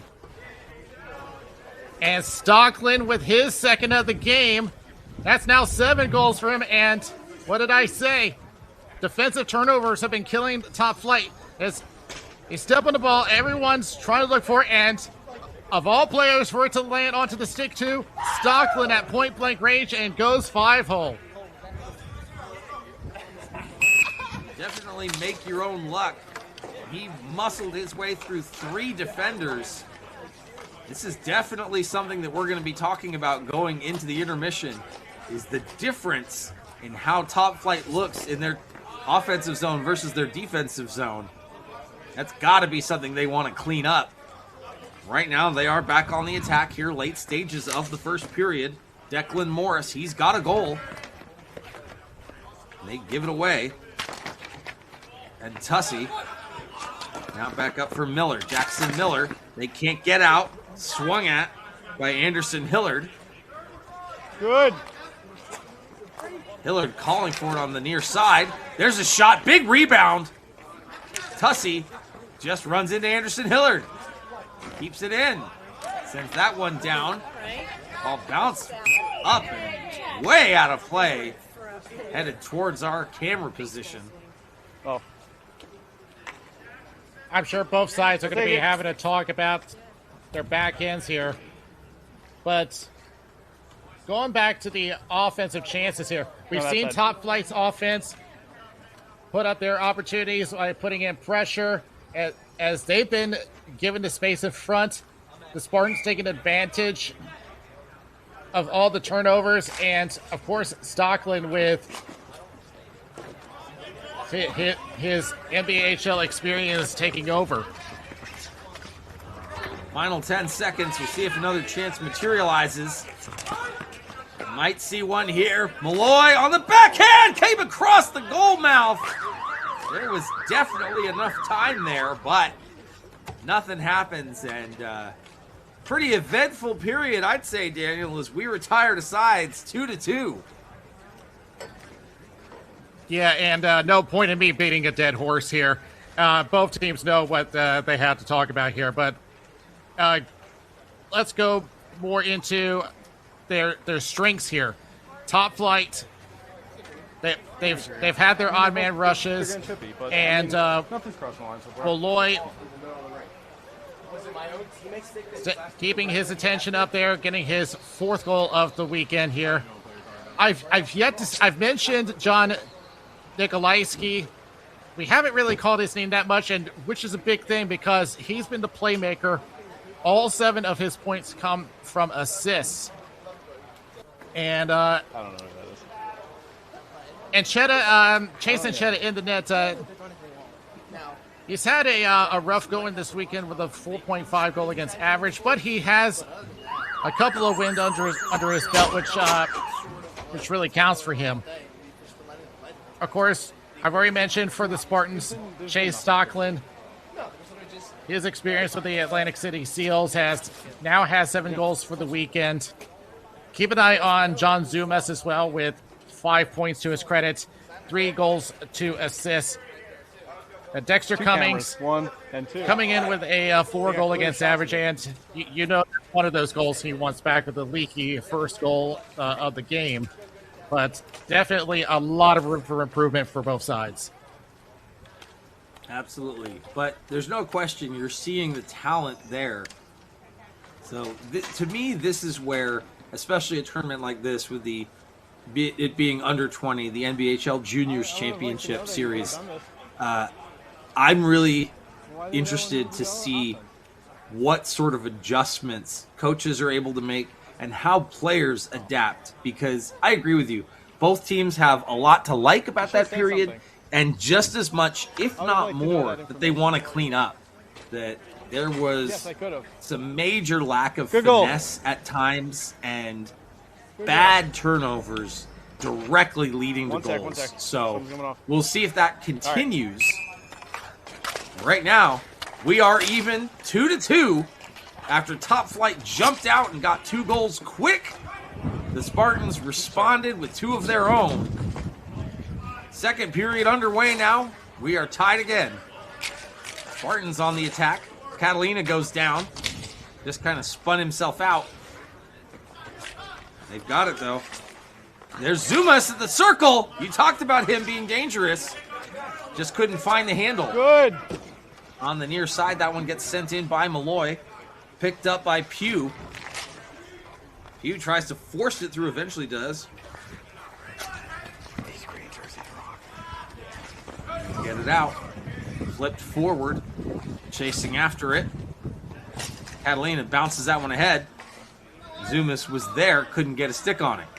First minute gone in the second period, and so far, possession has been the Spartans. They did not start the game that way, but after getting the last 2 goals, they battled back. There's a shot, and nice defensive work. I think Jonathan Denning got a stick on that and sent that ball off target. Nonetheless, Spartans continue to attack. There's some gear that's loose right in the slot. Here comes Top Flight. They gain the line. Lots of space. Rips a shot, and that one goes out of play. Declan Morris with the shot. Got a standard start to the period, and if we go back to the opportunity off of a Top Flight, yeah, I think he actually got. Actually, that was the attack from the Spartans. I think he actually did get a blocker on that shot there, but the defense just staying in their position. They just try to keep the shots to the outside. Right back on the attack, our Top Flight. But Aiden Stollard got a stick on that and sent it out. You're off. Good. Here they come again. Good. Tag up, right back in. Yeah. The players wanting a hook, and I think they're going to get it. Yes, that is going to be a hooking call on Aiden Stollard. So they pull the goalie. Get a little bit of bonus time here. 99 Don't green. do anything with Hooking. it. But Top Flight going to get a power play. It's going to be 99 Aiden green. Stollard. Hook. So, yeah, it's one of those things that the coaches always teach you to hold the stick with both hands here, and it's going to cost Stollard here as the blade of the stick ends up around his check, and he's going to serve 90 seconds. You need a new one? Okay. I heard someone, I don't know if it was one of the coaches or one of the players on the bench, through the ref mic, heard someone say, "That's a hook." And the ref responded, "Yeah, I got it." Because Top Flight still had possession. They take a chance here right off the draw, walk it down to the goal line and send it in. Cummings hangs on. And then just gives Top Flight plenty of time to set their play. We've seen how they're able to move the ball back in the first period. Nasuti wins it back. Now Weems playing catch with his defensive partner, quarterbacking the power play. Weems circles all the way back down low. He's wide open on that far side. You know he wants it. There's a shot, a little bit of traffic. And that one goes down. Curious decision to stay on the strong side there. Jordan Weems was wide open at the bottom of your screen. 7:25 to go. Top Flight on the power play. They have to tag up. Good. Gotta go to They gain the work. zone. Chasing in after this one is Nikolaiski. Daniel, you talked about him being a distributor. So he sets up as the quarterback. He takes a shot, though. Almost came right back to him, and hang on, short-handed opportunity. Stopped. Jackson Miller couldn't break out. Top Flight still have the zone. Set back up. Got 30. Back to the point. Nikolaiski. There's a shot from Weems. He's pushing it. Goalie Whoa. clearing out some space, and we got a whistle. I think he's going to get penalized here. That's got to be a rough. You don't see that very often. What? Oh, okay. Let's see. Yeah, because No. yeah, that was just a both hands up to the face there. I know he's trying to clear his crease, but the refs are not going to let you go up that high. There's nothing. Last time I saw a goalie do that, it was Tim Thomas against one of the Sedines in the Stanley Cup final.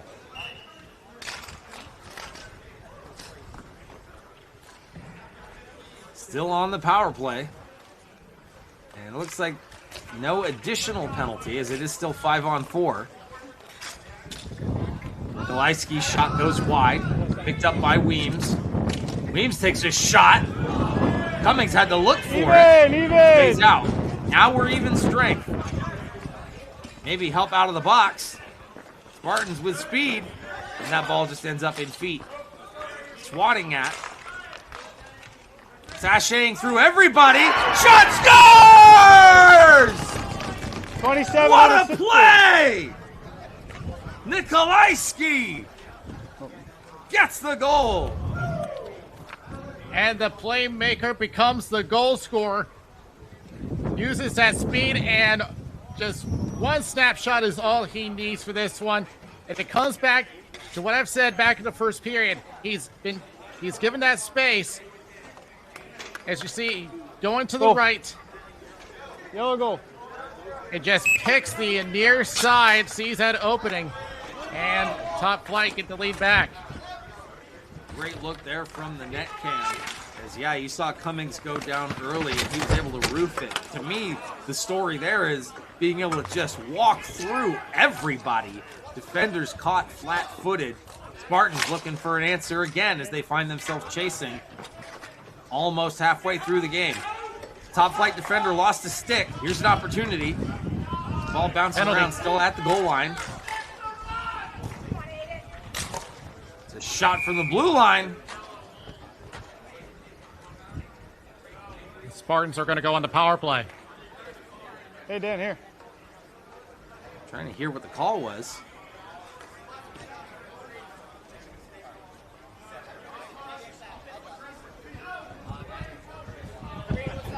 Hear a lot of chatter, but it is going to be a Spartan power play. A lot of confusion as to what it was, and it's going to be Ryan Gandazek going to the box. Wonder if it had something to do with how he lost his stick. Nonetheless, Spartans with a power play and a chance to get it right back and tie things up. You stay high. Toss. Come down. They get set up. Move things around. There's a shot! And that was completely directed by Stockland. He basically told Krongo, get out of the way, that's where I want to be. Took the space and immediately ripped the shot. No, well. Yeah, for a moment it looked like it had stung Anchetta as he gobbled that up on the logo. This actually opens us up more. Aiden just needs to see Stockland. Aiden makes sure you're ready to It's pull posted up, top of the right circle. There's a shot from the other side. Outside, straight Back out on out of green. play, and this one's going to exit the zone, it looks like. The call was holding here, so here's the penalty. So watch along the boards. Where is his hand at? You got it. So there's a stick Goes on, they got lift, game. but I think that came at the same time that stick lift had occurred. Yeah, no, you can definitely see it. Zazik had lost his stick. Good. And so even though it was outside of our vision, he just sort of wrapped his hand around doing the do-si-do move, and he got dinged for it. So Spartans trying to capitalize. There's another blast. Shoveling. Cheddar was down. Fakes that one. Has to back off Stollard. Stockland takes a look. Good player movement by the Spartans. 4.5 to go here in the second period. Stockland still doesn't like what he sees. Takes a shot. Rebounds. Oh, I thought that went in again. No. What a save by Anchetta. Dan, you got the first I thought that was headed to top shelf. Where did that go? So here's the rebound. Oh, the glove! And then it flies up. And then, Hey, they're saying basically the same 3 guys out of the 4. No wonder why I thought it went in. It was it bouncing out of the glove. All the way down. I'm good. Take it though. see what happened. Oh, that was a stick. really high I'm gonna stick. take some water though. Not even close. He knew it immediately, too. That's going to bring it all the way back down into their end. Not a lot of time left on the power play. But a defensive zone face-off on your own power play is never good. I'm going to go with ball instead of Hayden on this one, okay? Face-off, won and not controlled, but won by Top Flight. Now we're back to even strength. 4 minutes to go, second period. Top Flight lead this one 3-2, and they get the penalty kill. So they're able to survive for now. Nikolajski, he's got the current go-ahead goal. Working this one in is Gabriel. Takes the space given to him. Working around against Aruda. Morris. And they work this one back. Gabriel just leaves it behind. Nice little give and go. Under the net. Swung back around. Spartans can't get it out. Same team.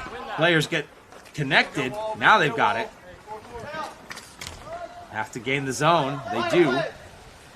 Played quickly by Anchetta. He wants it to keep moving. Carry.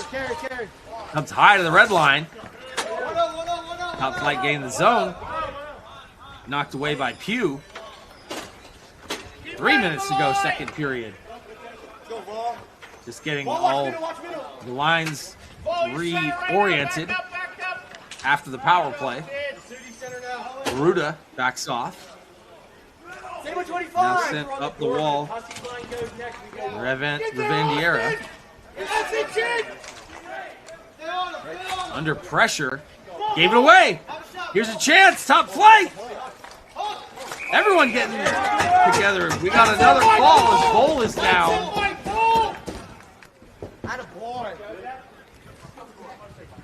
That was a great job by What'd you get him for? by Gandazek to keep the feet moving here as he gets sandwiched. It gets taken down. I think that's going to be Too green. Carson Interference. Rivadeneira going. Let's see. Interference is the call. Great job by Vol to draw the penalty. And that's very much the sort of thing that's caused just by moving your feet. And a huge opportunity here late in the second period for Top Flight Yellow to jumps. expand their lead. They got the penalty kill. Now they go back on the attack. In the late stages of the second period with a 3-2 lead. Can't be 97.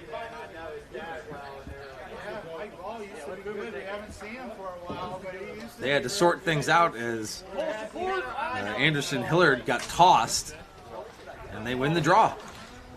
Back to Weems. Takes that one back to the point. That one bouncing around on top of Cummings. He doesn't like it. They've already shown that they can get under his skin, though. He got a little physical earlier in the period. Cleary. Top Flight slowing things down a little bit. They gain the zone. Go work. Aruda trying to fight this one off. Good Tussie, point. they can't get it out. Set up. Shot. Big rebound. Comes all the way out to Weems. Under 2 to play here, second period. 1-3-1 formation for the power play. And work it right back. Shot, tries to get through. Bouncing, scores! Nasuti with a power play goal. From 97 4 to to 2. 27. Top Flight's had some great bounces here. They almost had a bounce around Cole Anderson Hillard all a little earlier in the power play. This one off at the backboard, lands right in front of Nasuti outside of the crease. It's a legal play and gets the put in to make it a 2-goal lead. We'll watch it again from the net cam. Lifted, Go. and Tussie's there. He just loses it. Great job on the power play. It's not usually how you draw those extra attacker goals up, but it counts. And ultimately, let that be the lesson. Get to the net. That's where goals come from. We've seen a couple of them already in this game. Spartans right off the draw on the attack and almost manufactured one there. Crashing in on Anchetta. Minute 15 to go, but good opportunity and a response by the Spartans. It was a great deke to the inside, and luckily had an attacker sitting on the far post, and that of all people, Chase Stockland. But great job by Anchetta to stay with the play, stay in front of the ball, as Anchetta has been looking to get some big saves this weekend. Minute 15, second period. Spartans now trail by 2. Top Flight not content to just sit, though. They continue to attack. Get it right back in. There's another shot. Oh! In the feet. Vol couldn't find the handle. Great look, though. Final minute of the period. Almost a giveaway. Here's Tussie. All alone. Shot. Save.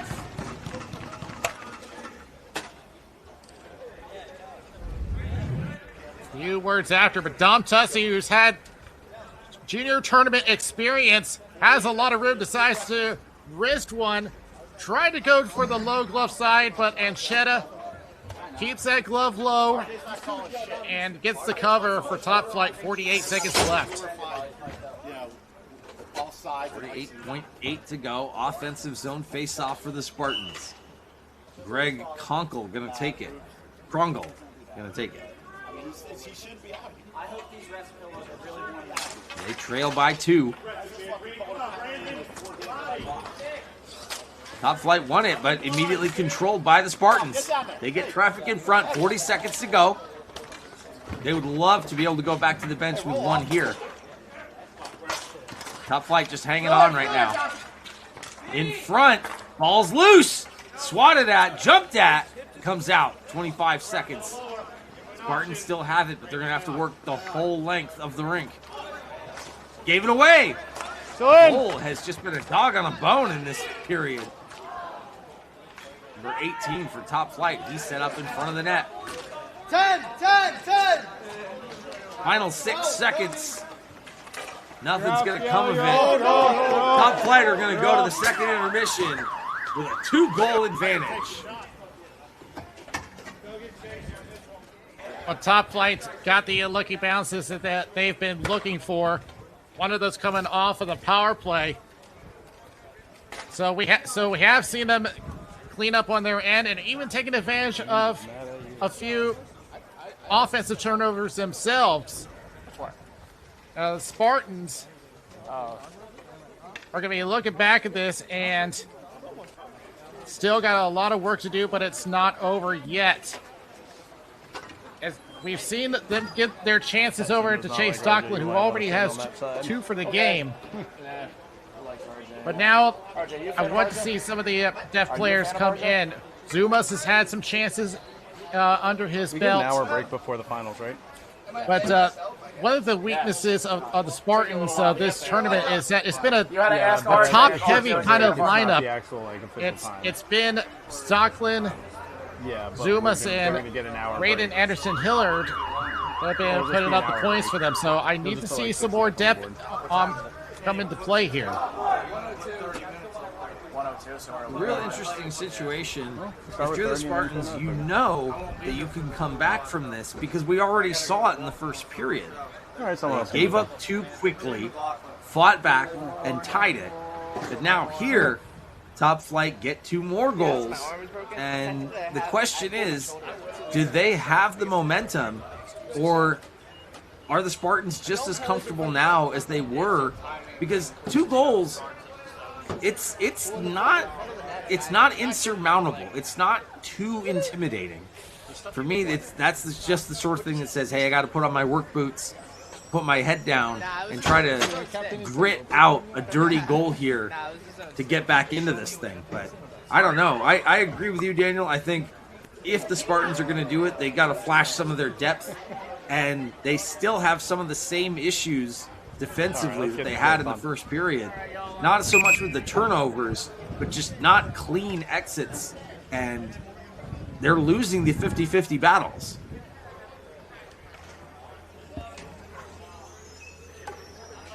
I think the Spartans are also going to need some ball luck on their side as well, as we've seen those goals in the second period have come off of lucky bounces for Top Flight. Yeah, put that one in the cooler. So there were some complaints from the Spartan side that in the first period, number 91, Jacob Aruda took a stick to the face and even has a broken tooth. He's still playing, but they're not happy about it. Ooh. In the meantime, third period underway. Top Flight go right back on the attack. Morris drops that one off.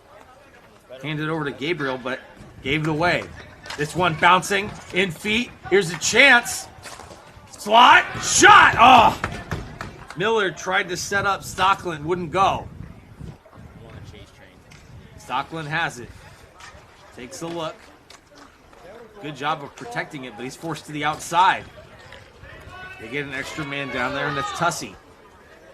Miller fighting for it in front of the net. You gotta get Tried out, to get out. drive. No one was there. Miller goes down, and he's hurt. No, he didn't. Yeah, 10 to the box. Yeah, it came down. Yeah, it came down from 10 to that the box. battle for positioning in front of the net, and there's going to be a That's a cup power check. play for the Spartans coming up. And Send with a cup check.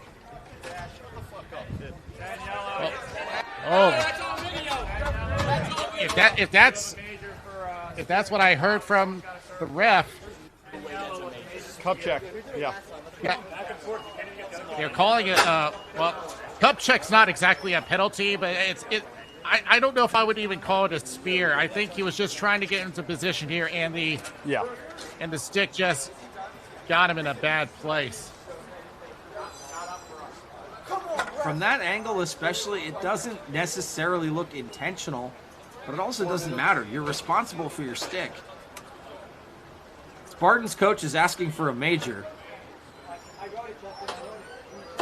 A major would completely turn this around. Major for spearing. Yep, it's a 4-minute major. No, I it is? just heard 4-minute major for spearing. He's out. And a misconduct. Yeah, someone's got to serve. Yeah, he's out. And given 4 minutes. This is massive. Massive. Yeah, I would want to have another look at that.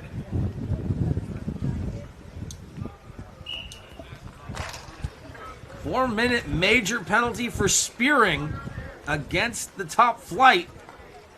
This is huge. Great opportunity for the Spartans to get back into it. Tussey takes the shot, bounces off the end boards. Krongle back up to the point. Healed a little bit. Now settled. Shot. No rebound. Good save by Anchetta.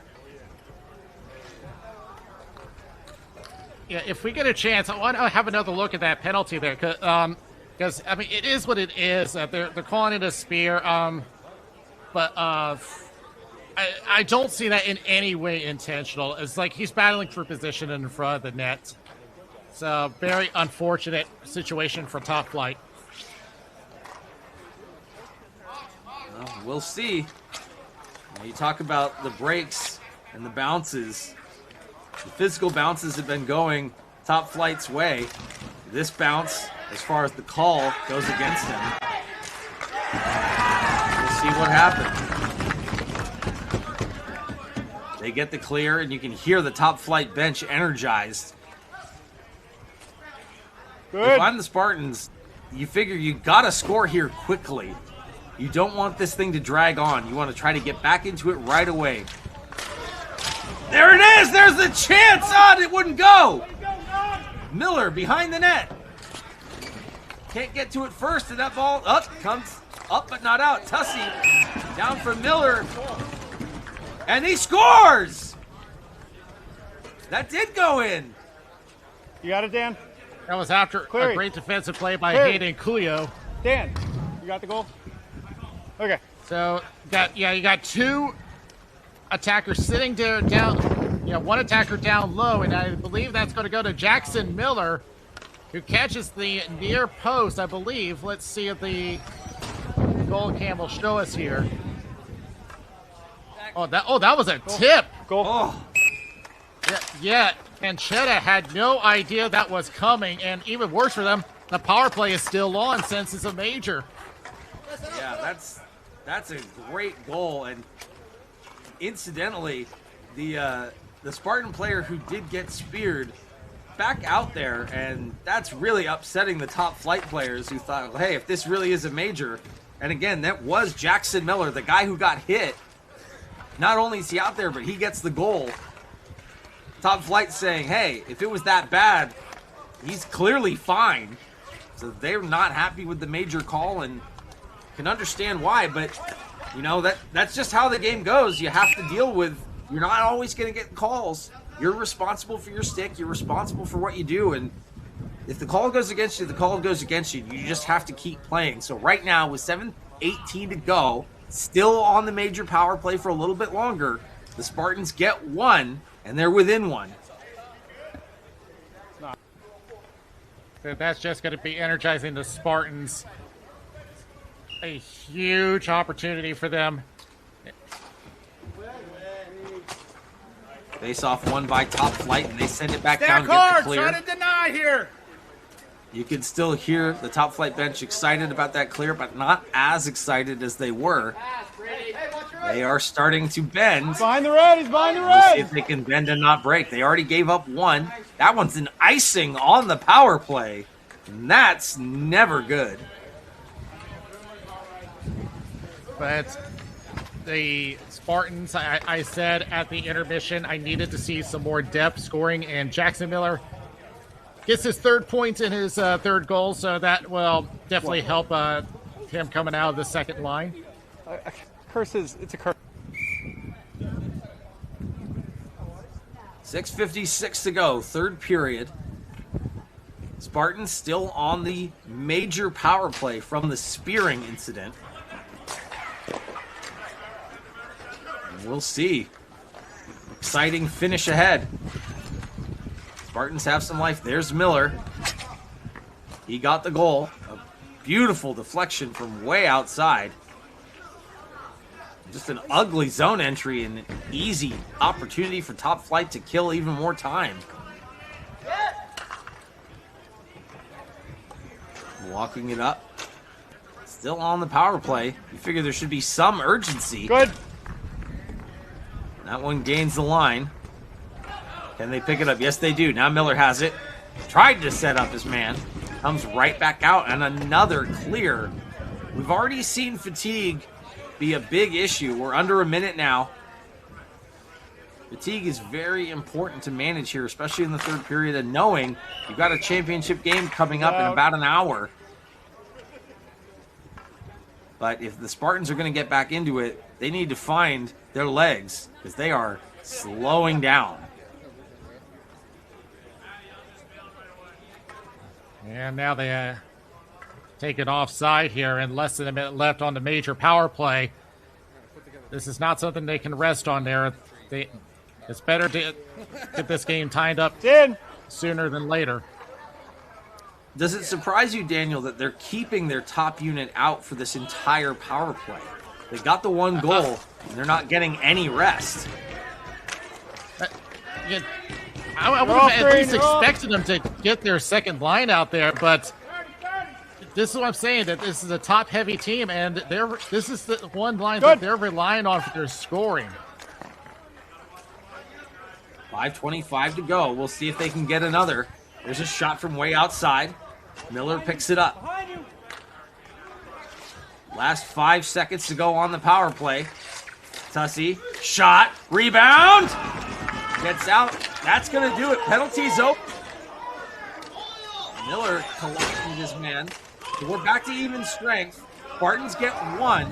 Steven! 5 minutes left to go. Here's a 2-on-1 if they hurry. Top flight, shot! Oh, that goes wide. That would have been a dagger for sure if that had gone in. There's another chance. So top flight get a partial kill and go right back to the offense. So 2-on-1 opportunity for top flight. They've been great on odd man rushes. Just misses to the far post, and ooh, that was close to glancing off iron.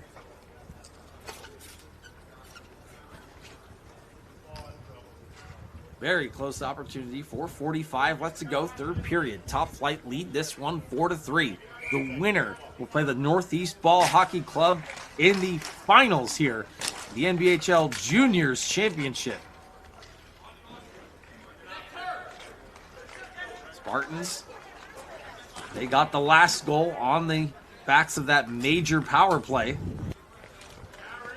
We'll see if they have another comeback in them. They came back from 2 down in the first period to tie. Here come top flight. And it's Vole.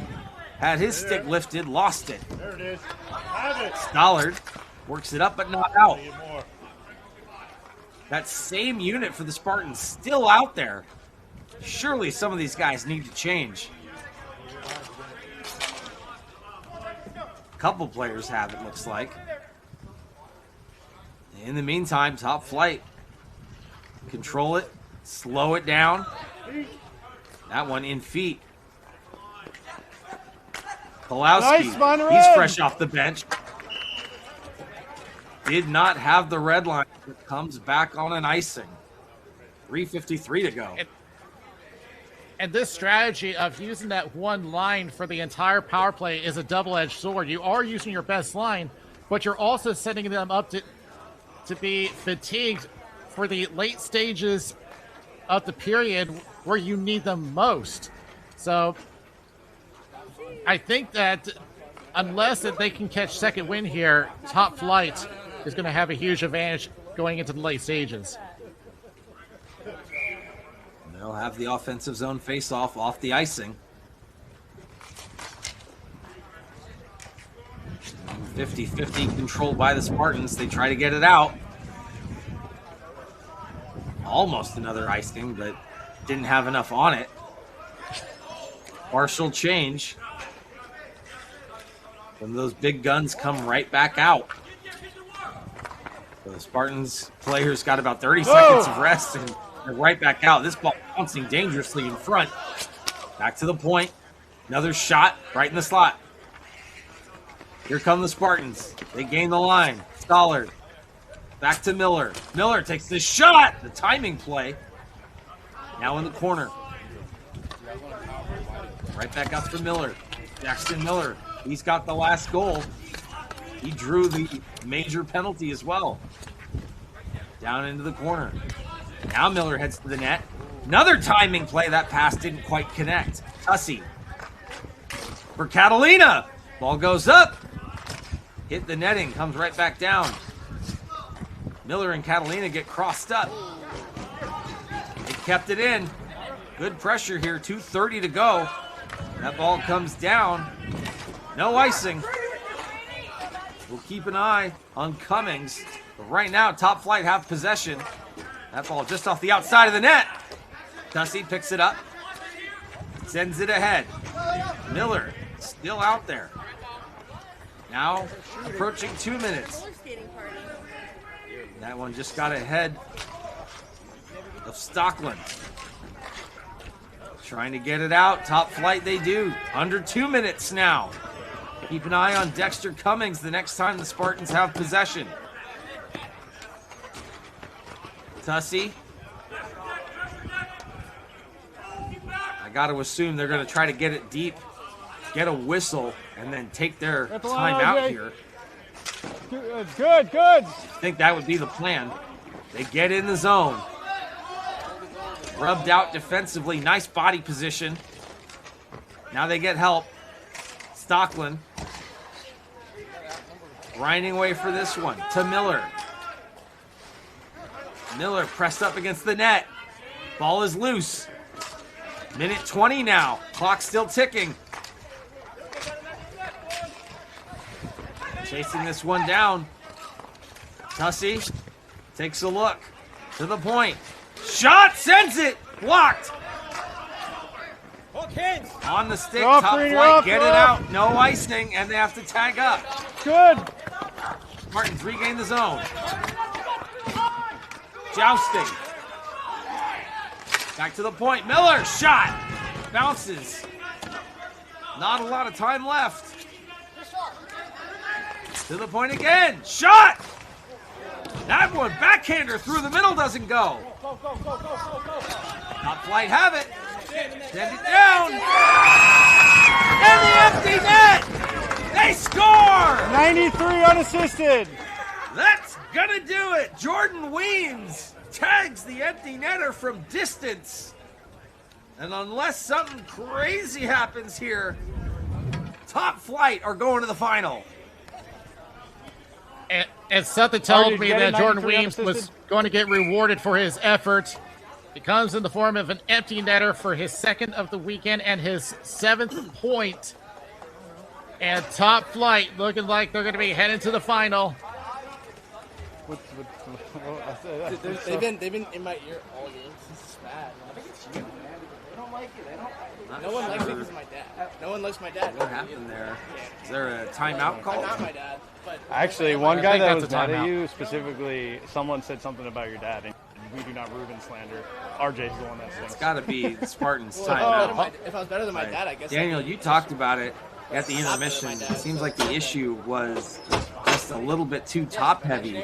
They had chances, but that depth wasn't coming up where they needed it to, and just relying on that same top unit. And I think they just ran out of gas. That's what I was talking about with using that top line throughout the whole major power play.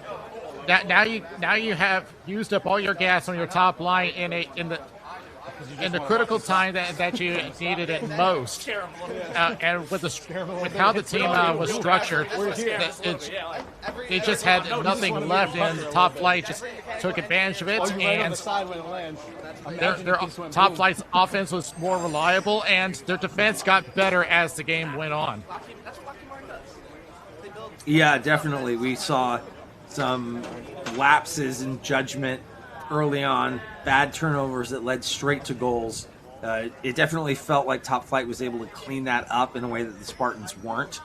Now again, 29.1 seconds left, so not impossible, but it's going to be a tall order. They're going to keep Cummings out, so they're going to start this at center, 6-on-5, because they know they have no time to mess around. Ball one straight back. Jackson Miller picks it up. Good. That pass almost intercepted. Not a lot of time left. They need 2. They have possession. We got whistles. I see them pointing towards center. Not sure what was called there.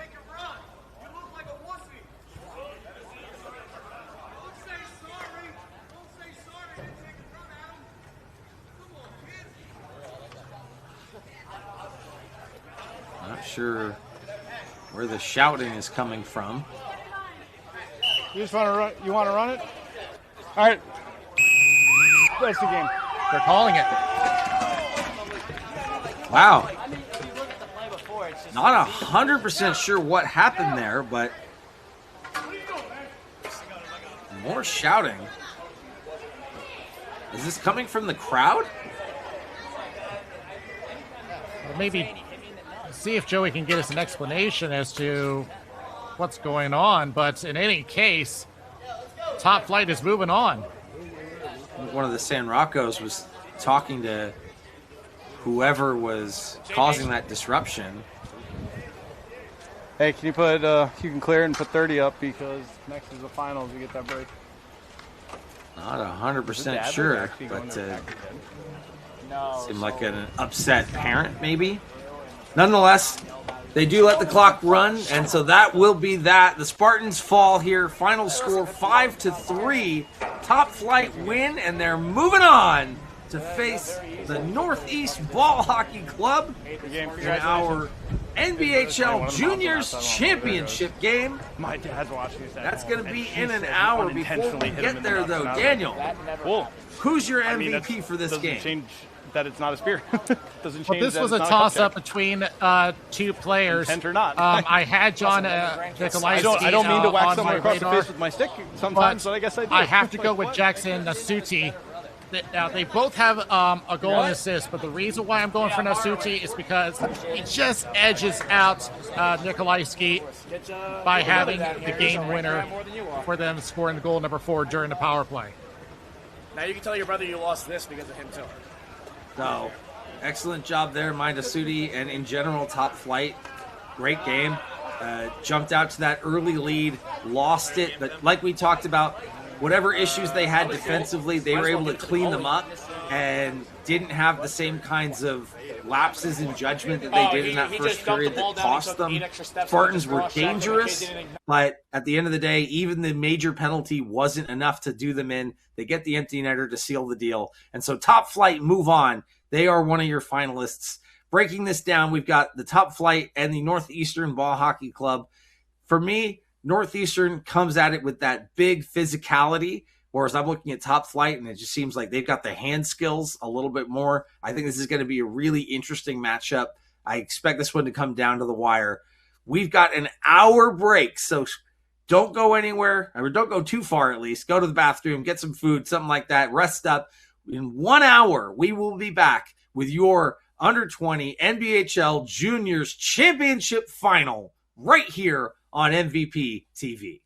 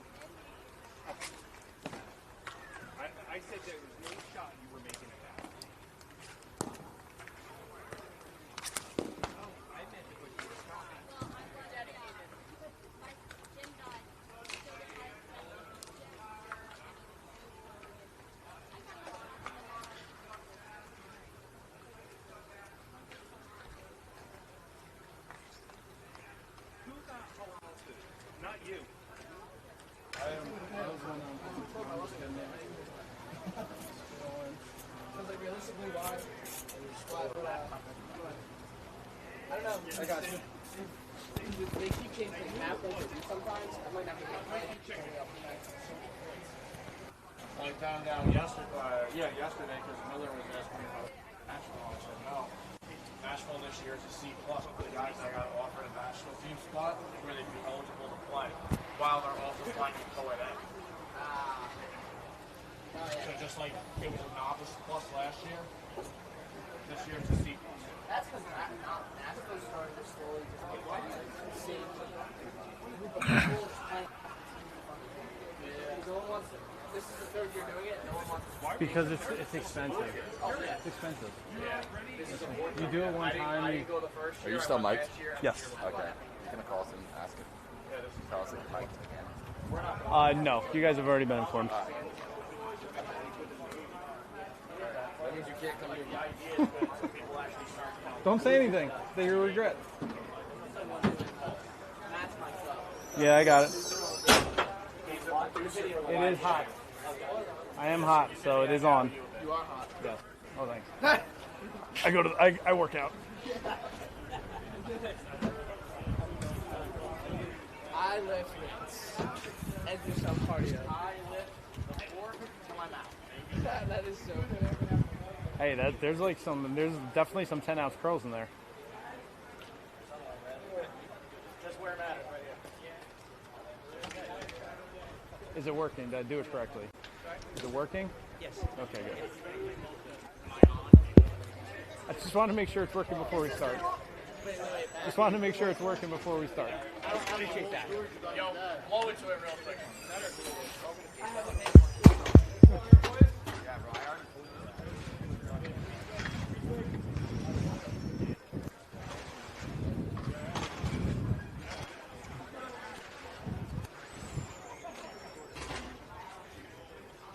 Welcome, hockey fans. First player with Daniel Wilson and Justin Coet in the booth. We are live, bringing you the NBHL Juniors Championship. It's the Northeast Ball Hockey Club and Top Flight good luck. here. We are ready to get the first period underway. Northeast wins it right away, sends it back to the point, and they get started. Driving this down into the offensive zone. Chasing after it is Leo Impagliazzo. He was huge in that last game, getting a pair of goals, leading his team to victory. Over to Lightning. They get on the forecheck early. Ball comes back, not fully out of the zone. So Top Flight have it, but Northeast still able to forecheck. Now they bounce it off the near boards, and Declan Morris brings it in. Morris on his backhand. That one gets knocked off. Good job there by Wetzel. He was also big in that semifinal game. That pass just goes all the way through the crease and bounces harmlessly away. Andrew Hamilton picks it up. Sends it D to D behind the net. Back to Wetzel.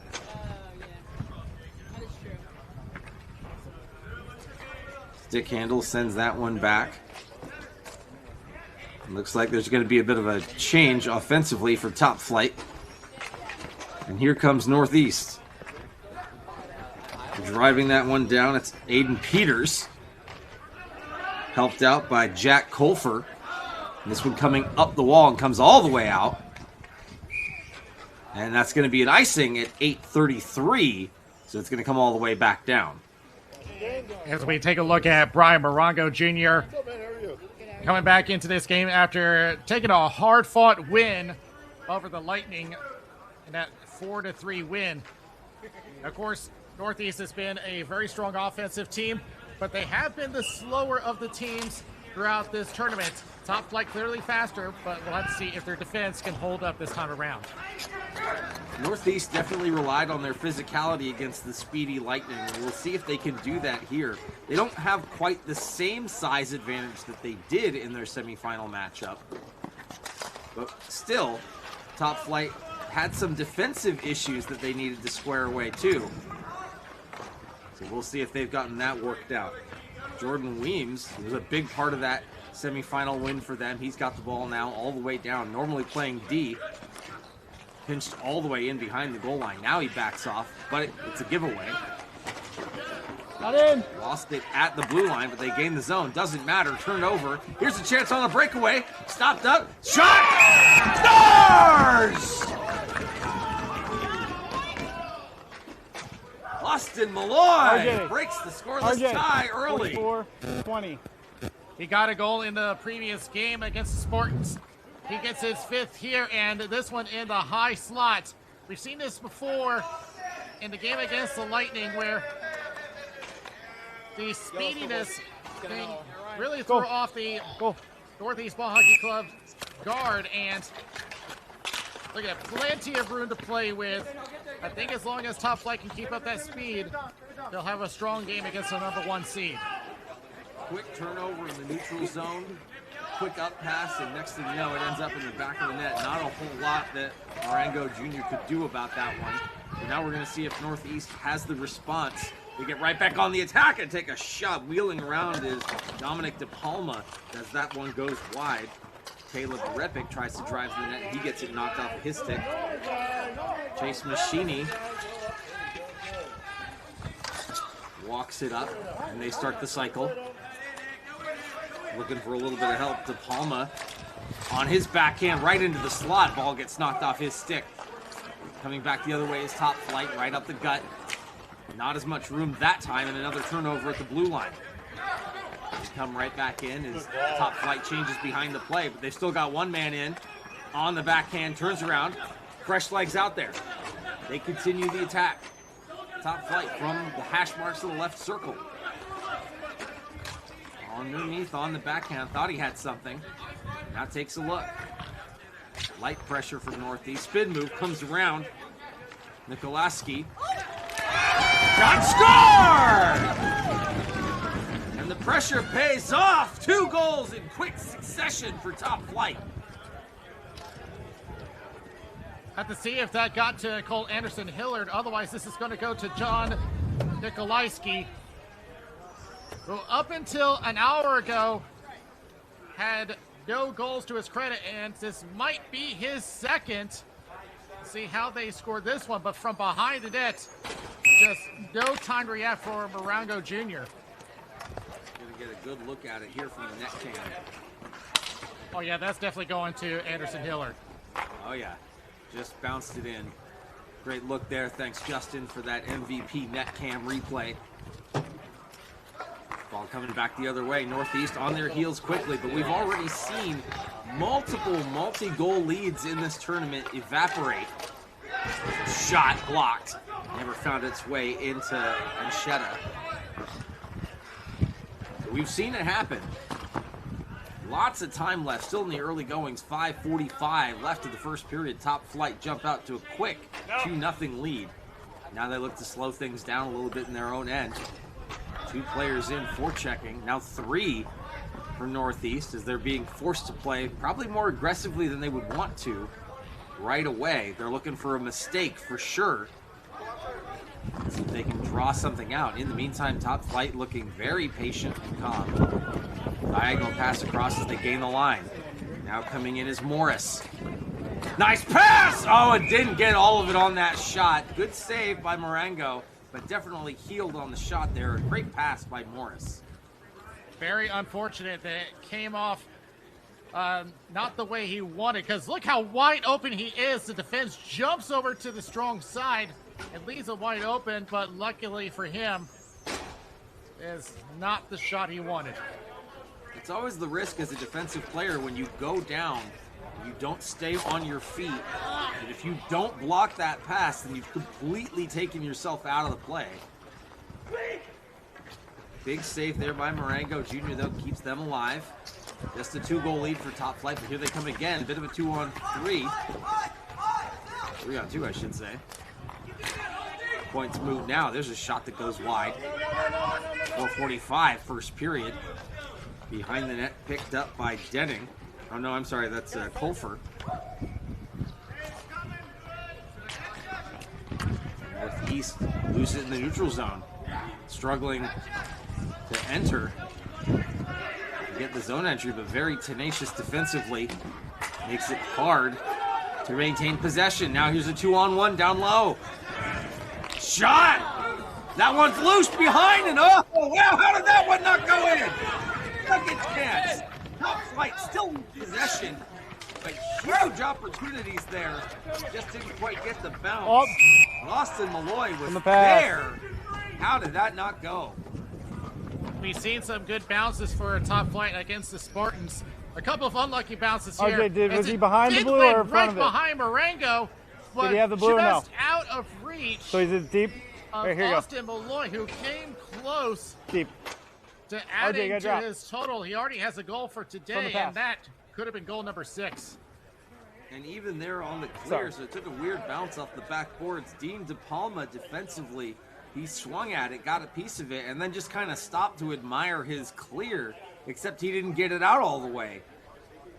That turned into a second opportunity, very, very close, and it could have been 3-0. Mike, you see this officiating? Oh, yeah, ball! Here come Top Flight again.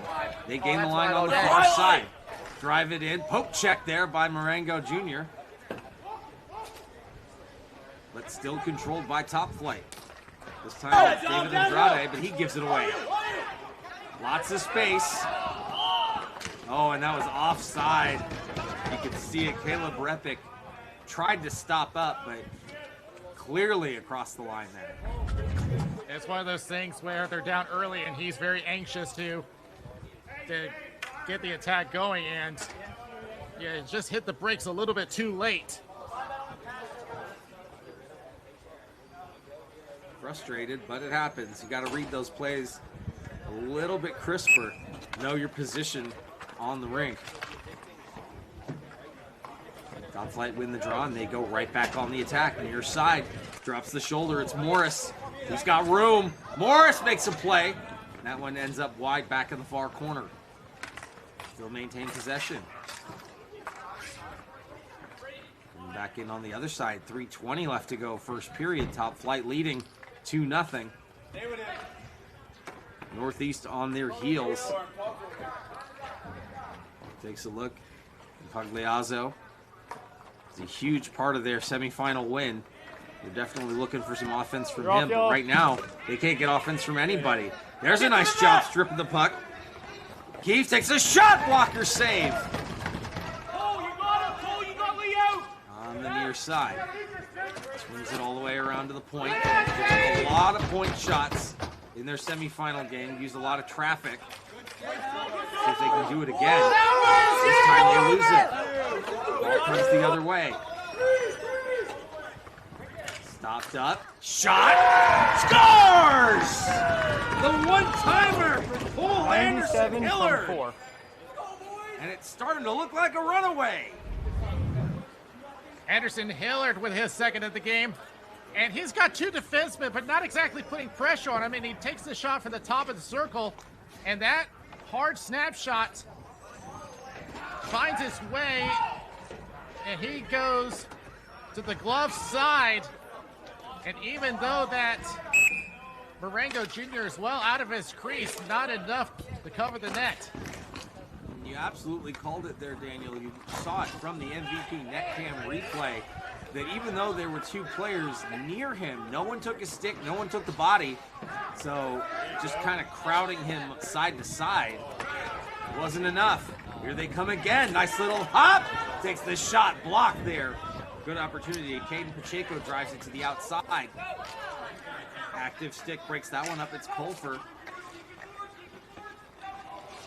Right-hand side, top of circle shot. That goes wide. Now picked up again by Colfer. He takes a look. Getting boxed down into the corner. Another shot. The top of the circle comes back around. Good pressure here, though, by Northeast.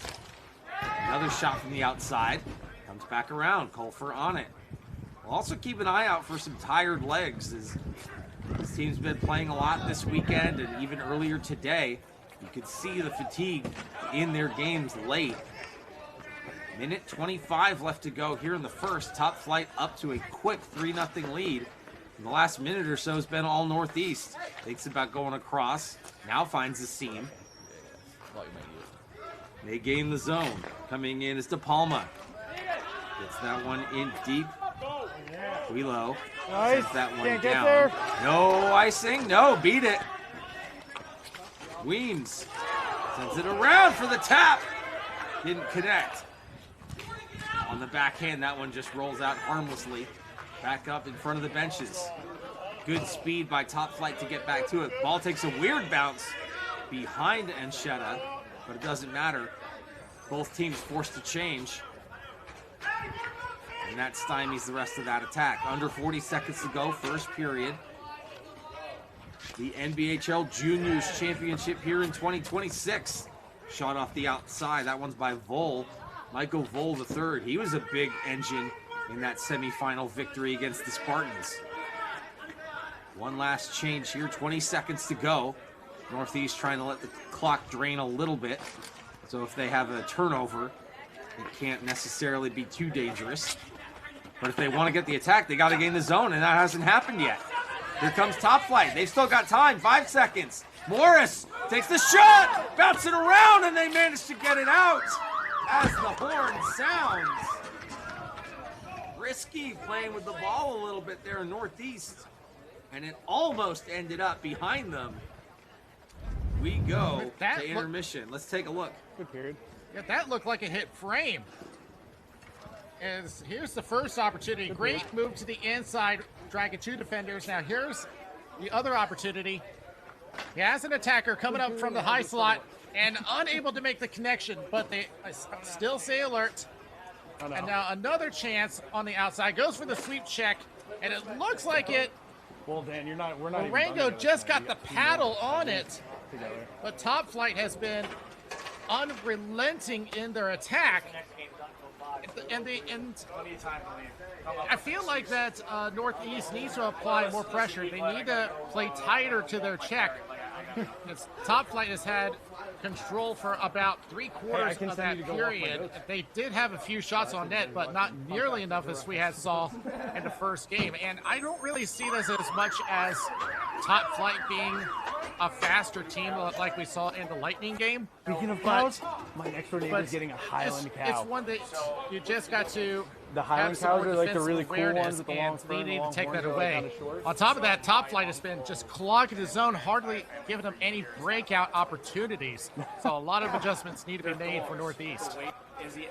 Well, we saw this with Northeast in their semifinal game. Now the script has been flipped for them. They went out to the driver's seat early and then slowed down and let the Lightning get back in and get their legs underneath them. This time, they're the ones with the slow start, but they know that they have what it takes. They have scoring power. They just need to buckle down a little bit. We saw, with the exception of the last 45 seconds there, Michael. like you said, the last 2 minutes or so was really a steady push by Northeast. So we'll see if they can continue that pressure. Otherwise, the message on the bench for Top Flight is, hey guys, let's treat this like 0-0, but keep doing what you're doing. The worst thing that Top Flight could do is take their foot off the gas right now. 3-goal lead is comfortable, but there's so much time left. They need to keep applying pressure and not give Northeast any life. Special teams also played a big factor in both semifinal games. So far, no penalties in this one. But we did see a major penalty in the last game that was taken by Top Flight, a spearing call. So you never know. Things can turn quickly. There's another shot and a goal! Speaking of turning, this one just keeps going. Brady Gabriel applies more pressure, and it's 4-0. And from the same area back at the top of the circle, and you see, once again, there's 2 defensemen right in front of him, and beats them clean down on the 5-hole. Top Flight just sees that opening, and, well, you know what? I think Marengo may have actually been screened by his own player as he came in to try to make the play. But in any case, Top Flight with a commanding 4-0 lead. The message from the bench for Northeast was trust the offense, but in order for that to happen, your defense has to come up and give them opportunities. And that is not the way they wanted to come out and start the second period.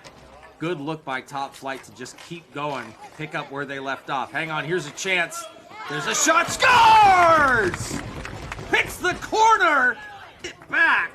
Jacob Otero gets his team on the board. And they needed that sooner than later with how the game's been going. In the slot area, catches the inside of the blocker side post. Otero now has his second goal of the tournament. Now let's look from the goal side, and a slight moment where he got screened and may have lost track of the ball. By the time he saw it, it was in the net. Hang on, here they come again. Otero, right off the faceoff, drives the net. And another chance. So, granted, they didn't want to give that goal up against Gabriel, but RJ ball. Northeast are on the board and showing that they've got some jump in them very quickly. They get a goal here early, second period, 8:47. And they're right back on the attack now with the face-off in that end. Dominic De Palma wins the draw for his team. Chance to go across. Oh, intercepted right in the middle. There's a shot. No, and another block. Otero, sneaky, saw that ball was going to the right point, but wasn't going fast enough, and Top Flight was going to intercept it, so he picked it up and drove the slot. Great play, just didn't finish. Now, bad change. Let's see if they can do anything with it. Here's Otero again. Right side, shot, scored! He goes 13, back to back, 96. and they're back in the game. Took advantage of an on-the-fly change, and he went the near side. Not a lot of space, even though from our angle, it looked like he had plenty of space on the blocker side. Yeah, even though that he was cheating a lot to the left, and that's because he picked the near corner. Otero with his second of the game, a guy we haven't called a lot lately, but has suddenly made his presence known. That's what you need in a championship final game. Here come Top Flight. Now they're trying to answer. Squeezes the pads. And Marengo Jr. comes up with a save. John Nikolajski was trying to break up the momentum. A little bit wide to the outside, but his inside lane was taken away. And that's the kind of defense that Northeast needs right now as they try to climb back in this game. Great response, but so far goals in less than 2 minutes in the period for Northeast. 3 goals in total. Keep in mind, this was 3-0 at the end of the first. We're just barely inside of 2 minutes, and we've seen 3 more goals. We knew that defense was a problem for Top Flight. They just managed to outscore their problems in that semifinal game. They had a couple ugly turnovers that resulted in goals immediately. So we knew that was a risk for them. They still hang on to a 2-goal lead here, 7:20 left to go. But Northeast are right back on it. Backing in. Got hit in the head. Yellow. And I think this is going to be a That's penalty. gonna be a Top Flight penalty. 97 yellow was a hold. It's a hold on Anderson Hillard. Oh, right there. Look at that. Oh yeah, His arm wasn't up. well around the body. That's going to be called all day long. Jake, I want you back, Jake. Great look there, Justin in the booth, catching it with the MVP NetCam instant replay. And it was as clear as day. We couldn't see it quite as well from our angle, but that reverse angle from the NetCam showed it all. And a huge critical moment in this game, 7:15 of the second period, and Northeast with a power play.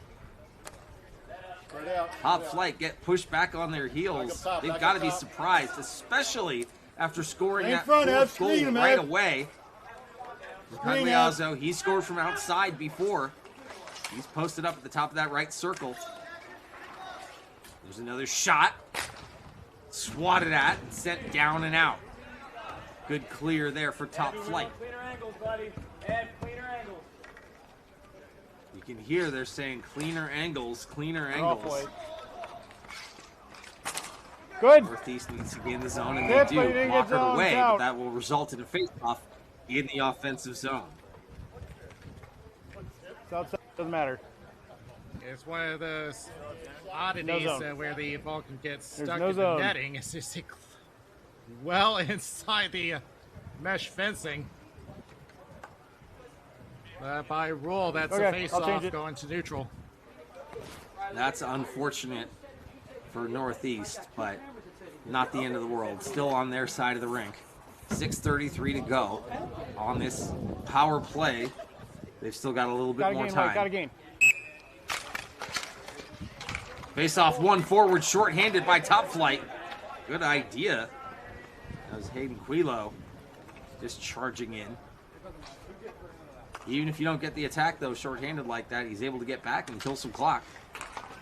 Another 20 seconds gone. Good. Northeast gains the zone. Lots of space. There's the shot. Blocked. Bouncer. Settled down. Still on the power play for a little bit longer. Evan Keefe on that right-hand side. Right to Keefe. Oh, no, I'm sorry. That was Impagliazzo. Keefe dropped down, but it ended up bouncing off his stick and out of play. Yeah, another bad bounce that went off of Impagliazzo. So this is once again going to come back to neutral with the power play time down to its last seconds. Yeah, that was one. Now, this definitely feels like a situation, though, for Northeast that even if they don't score, they've got to try to continue carrying that momentum. Top Flight are back on their heels right now, and they don't want to let up. If you're Top Flight, obviously the objective is finish getting the kill and then immediately get right back on the offensive. Don't let this carry over. A lot of time left. Haven't even reached the halfway point of the game. Oh, and that's going to be a penalty. It's not a punch. Jawing. 27. And if Simon doesn't be careful, he might go as What's well. The cross check? You were high with the stick into his back. So he held my stick, bro. He had this. To the box, pal. Looks like it's going to be Nikolajski going. 27 yellow. Captain is going to sit for a cross He check. had my stick. Yeah, like that's bullshit. Anderson Hiller's also in there. Yeah, his penalty's not over yet. So this will be a very brief 5-on-3. The momentum continuing. This is the most adversity Top Flight's had to deal with yet. 5-on-3. And the ball bouncing around. And the first minor is over. So there's Anderson Hillard out of the box. Short-handed, tried to pick the corner short side and it wouldn't go. The ball is stuck again. I think we need to oil up those fences. The balls just keep finding a way into those holes. Why is that? No. 80s about an hour ago. I'm not sure what the temperature is now. It's definitely been warm and they're having to change out the balls pretty regularly, keep them in the freezer. You want to make sure that the balls are at least behaving as predictably as you can. 5:25 to go and a new 2-minute power play is up. Good. And here they come. Makes the move. Scores! They didn't need any time at all. Another power play goal. From 16. Andrew Hamilton saw an opening. He was on the line and just threw on the Jets, created a mini breakaway. Now look where he is. There's a huge gap at the center, on the blue line. He receives a pass and has a clear lane straight to the net. Yeah, there's the seam. Easy forehand, backhand. Gets it by blocker's side. And it's a 1-goal game. Special teams proving once again in this tournament to be significant. They didn't capitalize on the first one, but they get it on the second one. and they are just demonstrating that their power play is very dangerous in this tournament. 4-3 now. A 4-goal second period, and we're just barely past halfway. Top Flight still lead, though. Now that all the penalty trouble hopefully is behind them, they try to get a little bit of control back. Get rid of that. Yeah, you gotta get rid of that. They like to play physical, but you have to wonder if they're worried about playing with an edge, since they may have a target on their back, it seems.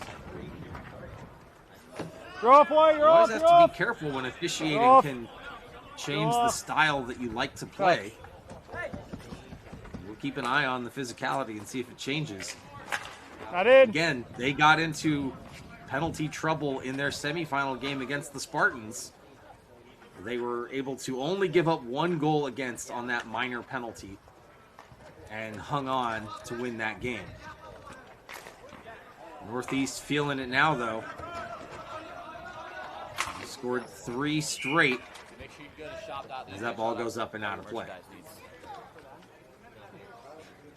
It's quite a flip to the story where we've seen Northeast lead the game against the Lightning by 3. I think They lose the lead and then come back to win it again. So this game, the script is flipped. They're down 4-0, and now suddenly we're down to 1. Northeast has got that push that they needed for this period.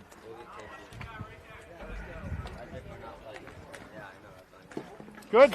Top Flight go back on the attack, but bobble it a little bit. They still got the zone, though. Came across, lost it. Still controlled, but they have to tag up. On the far side. Good. Northeast backed off. That allowed him to gain the zone. Nikolajski, he's all over the rink right now. He took that penalty. Oh, and now we got a delayed penalty that's going against Northeast. So they're going to get Anchetta out of the net. On this delayed call, it was a high stick.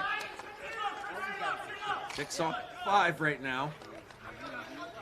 Nikolajski goes all the way across. Takes a look. Backs off. Northeast just wants to get a touch. Weems settles things down. A lot of bonus time here on the delayed penalty. 6-on-5. Look at the traffic in front. There's the shot, goes wide, and finally Northeast get the touch that triggers the penalty. It's going to be a high sticking call. Watch the front of the net, number 65. Oh, yeah, the blade gets him clean on the helmet there. That's going to be Caden Pacheco going. Cross check. I mean, you got the guy high in the back, and he was already in a vulnerable position. He put him forward. It wasn't a hard push, but it's one of those that, like, that's super dangerous. You can't keep happening. This is a huge opportunity coming back the other way late in the period. 2:29 to go. Top Flight with an opportunity on the power play to restore their multi-goal lead. They're up 4-3 right now in this championship game. The NBHL Juniors Championship Final. There's a shot deflected, goes up and over the net. Good look. This one rimmed around by Morris. Double it! Weems picks it up. Good pressure by Northeast, trying to cause the turnover. Doesn't work. Outlet hangs on. They keep the zone. On the right side. Goes through the box. There's a shot. That one, I think it found its way to Marengo Jr. Knocked aside. Minute 45 to go, second period. Weems has it again. Another shot gets blocked. They pick it back up, still with possession. Good looking power play here for Top Flight, getting shots. Good catch. Walking it down. Back up for Weems. Now he's going to tee one up. There's a drive, gets blocked. Look at this, shorthanded opportunity. Just got away from him. has it. He's going to try to kill the clock here. Minute 5 to go. Evan Keefe. You're right out. You're right out, Cody. You're right out. Great effort. Even! And that's going to do it. The minor is over. Go to ball, Jake. Go Good to ball. penalty kill. A lot of it there because of Evan Keefe. Top flight gained the zone. Instinctively, after he gained the line, he turned back. And he really probably had room to drive. Come on, work back, Cody. Come on, Jake, get in. You gotta get back. Get back hard. 35 seconds to go. Top flight still leading this one 4-3. Slowing things down. Joe, you got Cody on the Jake. Turns away from pressure. Gives it away. Dangerous giveaway. Shot! And that one got blocked and never found its way to Anchetta. Almost another giveaway. 14 seconds left. They gain the line. Quilo Coming in. gets it in deep. Put shoulders on it. 5 seconds left. Tries to send it up the middle. Chopped at. And that's going to do it. Second period in the books. And a 4-goal second period finds us at 4-3 after 2. Top flight in the lead, but barely. Daniel, what are you seeing for the third period? Well, whatever talk was made during the first intermission, it has worked well. Jacob Otero showing up with 2 straight goals. Andrew Hamilton with a big power play goal himself. But now during that power play for Top Flight, they've been focusing on going back to the possession game. Now, I'm not against that, but I think they need to stay aggressive here. They need to stay the speedier team between the two. Now, as far as Northeast, you've got to keep your foot on the gas here, but you've got to remember to stay with your checks. You cannot make the same mistakes that you made in the first period. But they had the momentum. They've been in this position before. And I still have my eyes on Impagliazzo to possibly bring him home for them. Overtime But for this is continuous. Otero is I assume this is his championship. has definitely made a name for himself. Only came in with 2 points this weekend, but he's got goals 2 and 3 in the most critical time. Yeah, a huge period for Jacob Otero. And you're absolutely right. In a different world, with this kind of offense, Northeast could easily be in the lead here, as a couple of the goals that they gave up were just too soft for a championship game. So they've got to tighten up. In the meantime, if you're Top Flight, you have to look at this and say, hey, we still are on top. Now, again, you don't want to be thinking, hey, we don't even have to win the period. We can just tie the period. You want to be aggressive. You want to go out there and get that next one. Put the pressure on and take the wind out of the sails of Northeast early. You don't want them to continue believing that they have a chance and they can get back into this game. Because on paper right now, this is a very dangerous lead for Top Flight. They have to stay confident, trust in their skill, and just clean up those bad turnovers. There's another one. This could be bad. Here comes Northeast. Shot that goes wide. Pressure coming here. That one goes down, and it's going to be an icing. And these are the kinds of defensive mistakes I'm talking about, Daniel. They had Anthony Dunlop wide open on the left wing, coming down from the blue line. Didn't work out that well, and as we mentioned, this is going back to the start of Top Flight's semi-game. It's those kinds of mistakes where defensive turnovers turn into quality opportunities, and they got to stay alert and stay tight to their check. There's another shot right off the face-off. We got reports from Joey Delgado saying that, much like our eye test told us, that the Northeast bench agreed that that second period was their best period of the tournament. If they can build off that, they are feeling good. On the other side, Top Flight, they know that they are in control of this game. Maybe not in terms of momentum, but on the scoreboard where it counts. They just have to trust their process. This has been a very back and forth game. Top Flight right back on the attack. There's a little back pass dropped off on the left-hand side by the hash marks. 8:45 to go here in the third period of this championship final game. Nikolajski in the corner, the captain. He's been driver of offense all tournament long. That's a great comparison. Put up some big goals, as well as a lot of assists, but it's a giveaway. Here comes Northeastern. Loads it up. That one bouncing! Just ended up behind. Swings it around again. Colfer, he gave it up in front of the opposing bench. Top Flight gained his own. Give it away. Immediately a turnover at the blue line. Northeast comes back in. And Pagliozzo feathers that pass across, but it gets blocked. Shot! That one goes wide. Frustration. Colfer really upset with himself that he couldn't get that shot through. 7:50 left to go, third period.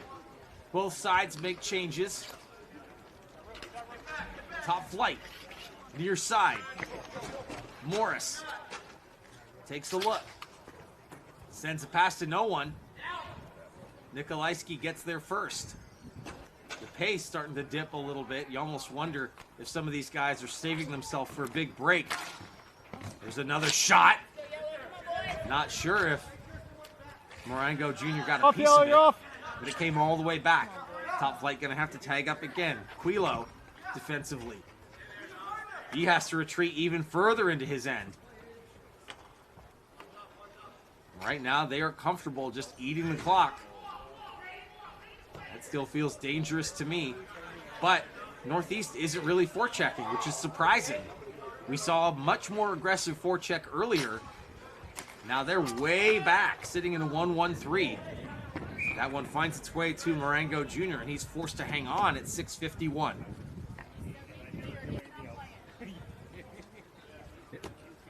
Jack Colfer has had a couple of good looks in front of the net there. He had a tip-in opportunity just out of reach. But you know that he's been looking to get on the board here. He has yet to get a goal himself. He does have 4 assists. But they're going back to the strategy they've been going to, which is to attack the slot.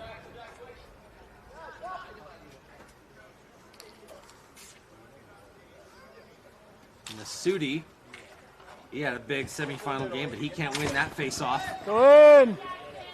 Otero lost it as well. Back to Nasuti. They have the zone still, so he's able to stay back there. That's it, man up. Battling forward in front. Go ahead, Nice little jousting between Malloy and it looked like that was De Palma, I believe. Good stick, good stick. Tried to get that one on net and it wouldn't go.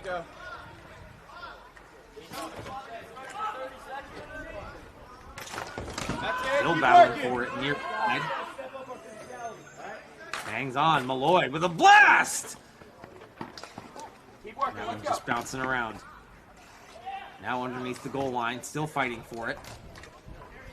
Ball comes loose. Northeast has it. Near side. Lots of room. Gets the red line, sends it down. Oh, it's over the red. No icing. Some people thought he didn't make it, but officials say he did. Weems defensively has it.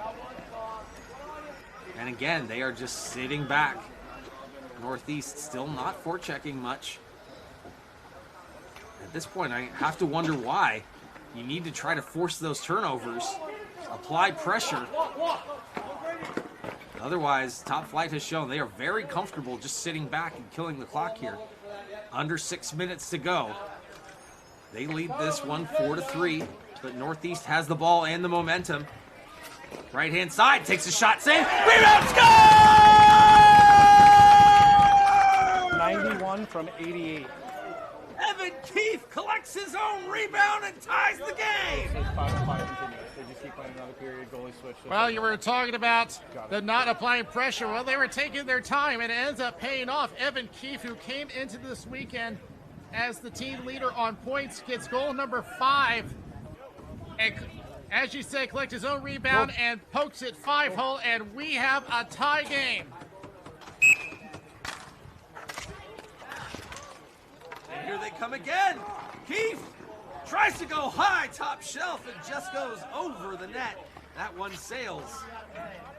But He's still posted up behind the net.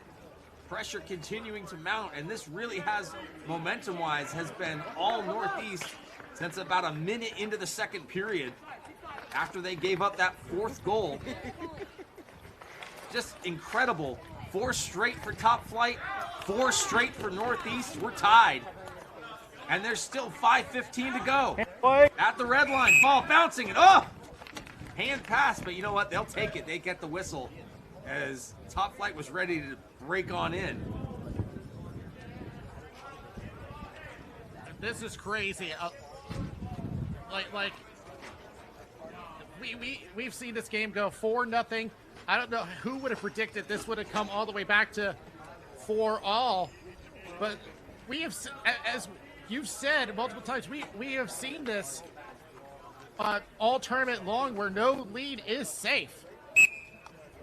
I genuinely wondered after that fourth goal early in the second period if that was going to be it, but Northeast responded so quickly. Jacob Otero got 2 right away, and that sparked them. And now here we are, halfway through the third period in this NBHL Juniors Championship final game, and we're tied. Top Flight, though, wants to get the lead back. They haven't trailed in this game yet. No icing on this one, so it's a foot race. Oh, they are going to call that. I thought someone had touched it, but I guess not. Dunlap was in the race. He didn't win it, and so it is going to come all the way back. What side do you want? Yellow. Well, Northeast has been playing a lot tighter on defense. They've hardly had any chances at Marengo Jr. in this period. Yet Northeast has been making some major improvements. But the question is that momentum going to continue, and who is the one that's going to step up? It really makes me wonder at this point if the game is going to hinge on the first goalie to make a really big save in this game. There's another shot, and talk about a big save, top of the crease, Marengo Jr., because both offenses have just been having a field day, and we know both of these goalies are capable of standing on their head in a big moment. Come on, Yellow, let's go. Not sure if Marengo was all too sure about that save, because he really had to lean to his glove side to secure it. Come on, Brady. Face off in the attacking end for Top Flight. They lose that one. Here comes some speed. Again, that big body. It's Keefe again. Risks one that goes wide. Rims all the way back around. Gets picked up by Gabriel. Brady Gabriel gains the line, takes a look. He's got room right up the middle. Runs into 2 defenders in white. Forces it back. Shot Marengo Jr. way outside again. Loose. Oh, and it goes wide. Marengo Jr. was down.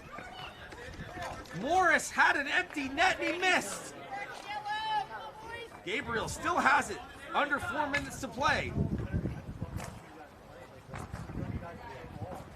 Top Flight. They get a high cycle. Shot from outside. Ball is loose. Sticks come together. Everyone's just clamoring around. Ball bouncing. Pagliazzo picks it up. And they manage to relieve some of the pressure, get a little bit of at least a partial change. You can feel the tension right now. There's no longer a lead, and it is starting to feel like, well, the next goal might not be a guarantee, considering we've already seen 8. The next goal is going to be huge if someone can score in regulation. If they can't, we will have continuous OT. This game's going to end at least 5-4. There's still time. Under 3 minutes now. Northeast back on the attack. Evan Keefe, he's been such a strong part of this team as well. Really helped drive this comeback. And Pagliazzo sends it across. Back out to the point. Shot. Through and he scores! They score! Northeast have the lead for the first time! This could be the comeback of the year. Look at it all the way from the center line. Now I would need to take a look from behind the net. Did that get hit on the way? Because there was traffic up in front. Go. Now let's see if. Oh yeah, there was a screen. Yeah, he had no idea. It beats him on the glove side.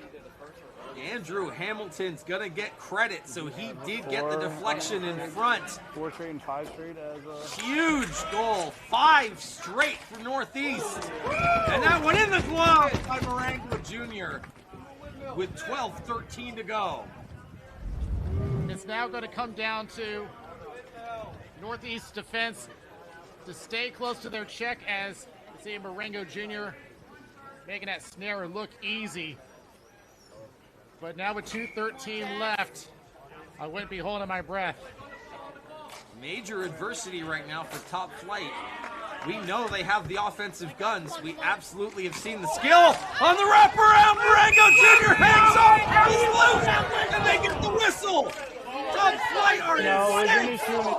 But huge save there by Marengo Jr. I think Marengo had made the save anyway because he really stretched out that toe. That came really close. I was hearing loose, and I couldn't tell whether that was from you, so I So now, to me, it's stuck in the pad. So I think it was the right call for the whistle because it was stuck in his equipment. Timeout White.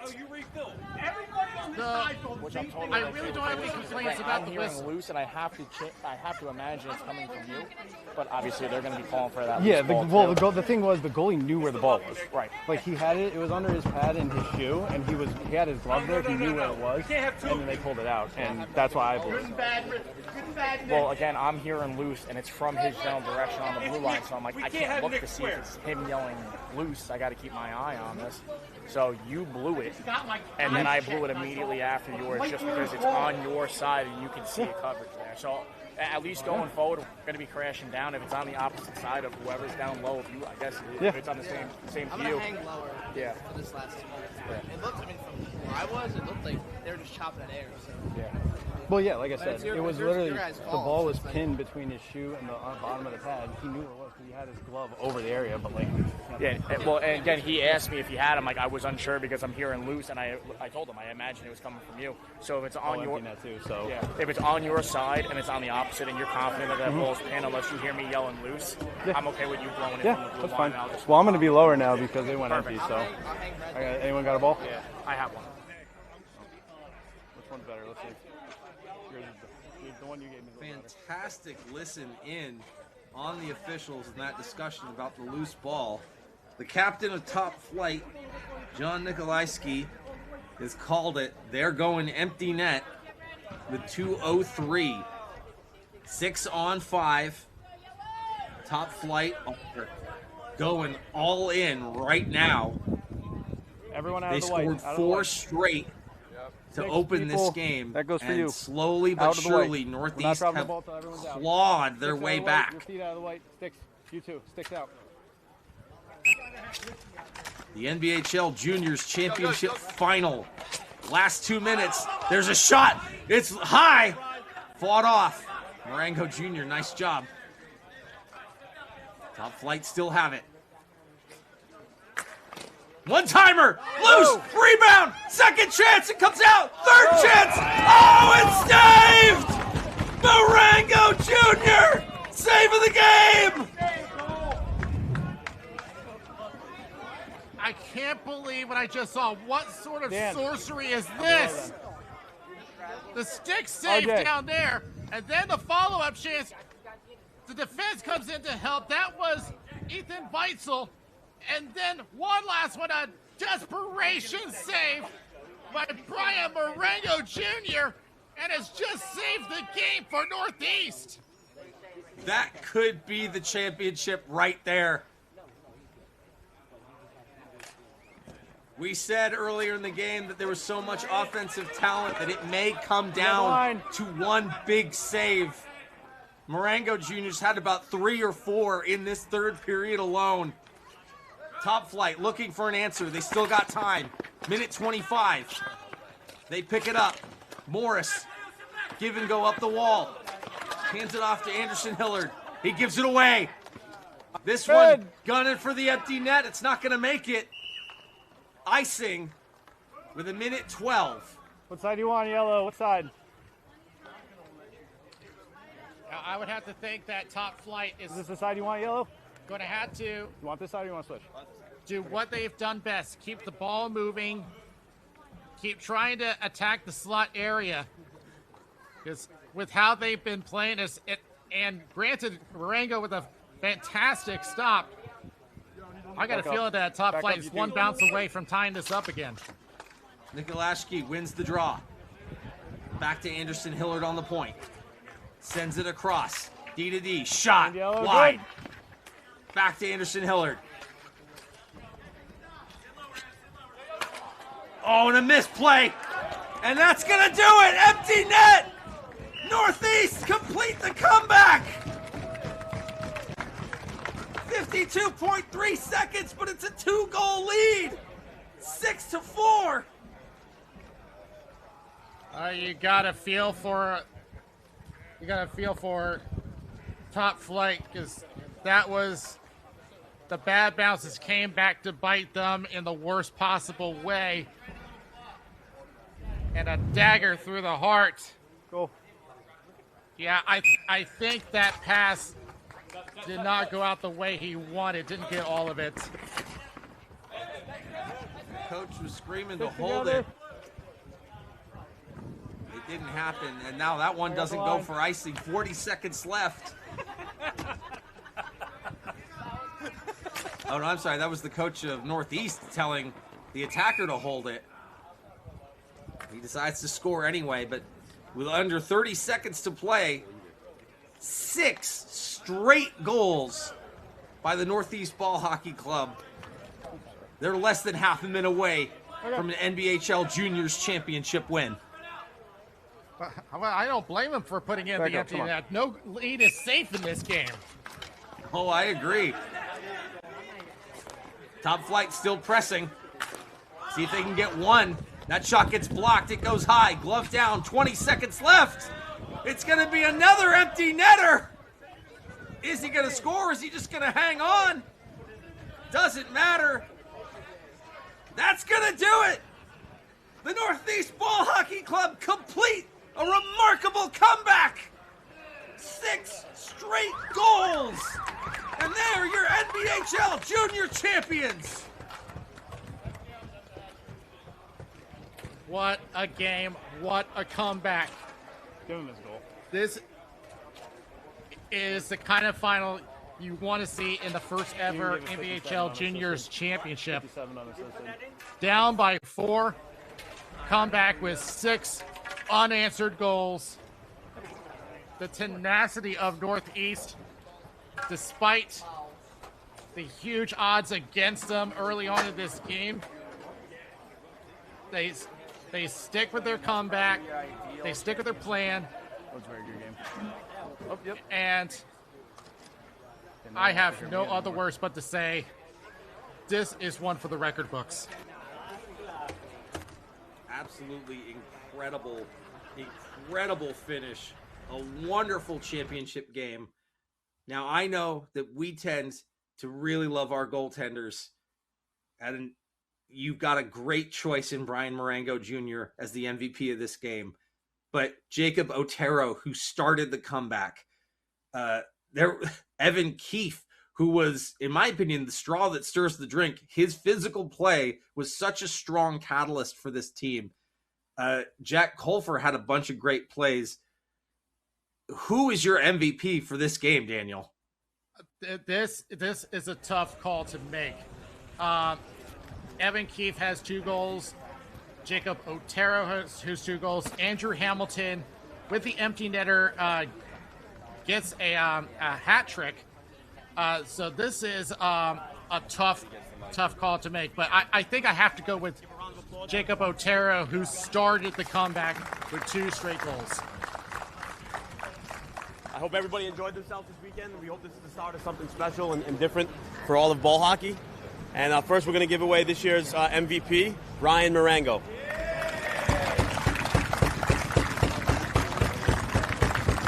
He would have been my pick. I totally get it. I think that saved the championship. Just an incredible performance in the third period. We'll continue to listen in during the award ceremony presentation, but very well earned by the winning netminder. And could we get the captain of the Northeast Ball Hockey Club up, please? Congratulations, sir. Good job.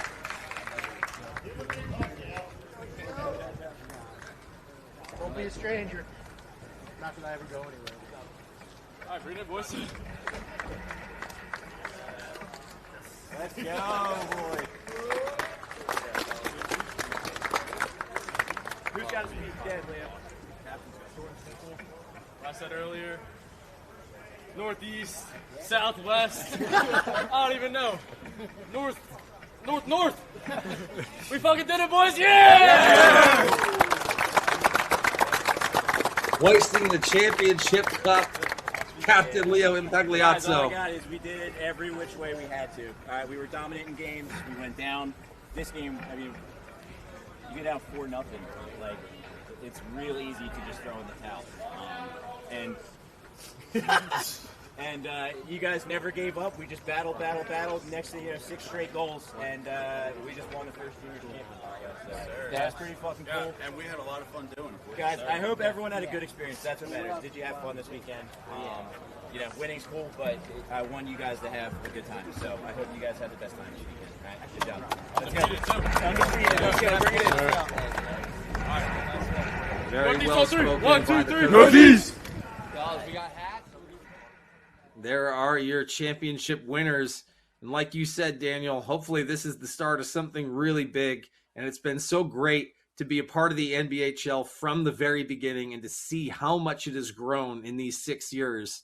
It's been so impressive and just another wonderful performance on the rink by the players who really make it all happen, that none of this would be the same without these guys. And so starting young, we've got the masters and the seniors. Now we've got the juniors as well.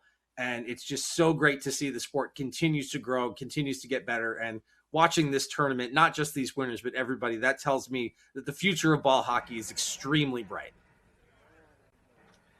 Absolutely. And you got to think that with all the NBHL teams that are watching this tournament, perhaps scouting out players that they can add to their team, I think they've seen that there's a lot of talent in the juniors division, and this is really going to be a growth spurt to the sport. Yeah, you see posing with the championship banner and the trophy, really been a tremendous victory, not just for these gentlemen, but for the sport as well. So great to see it.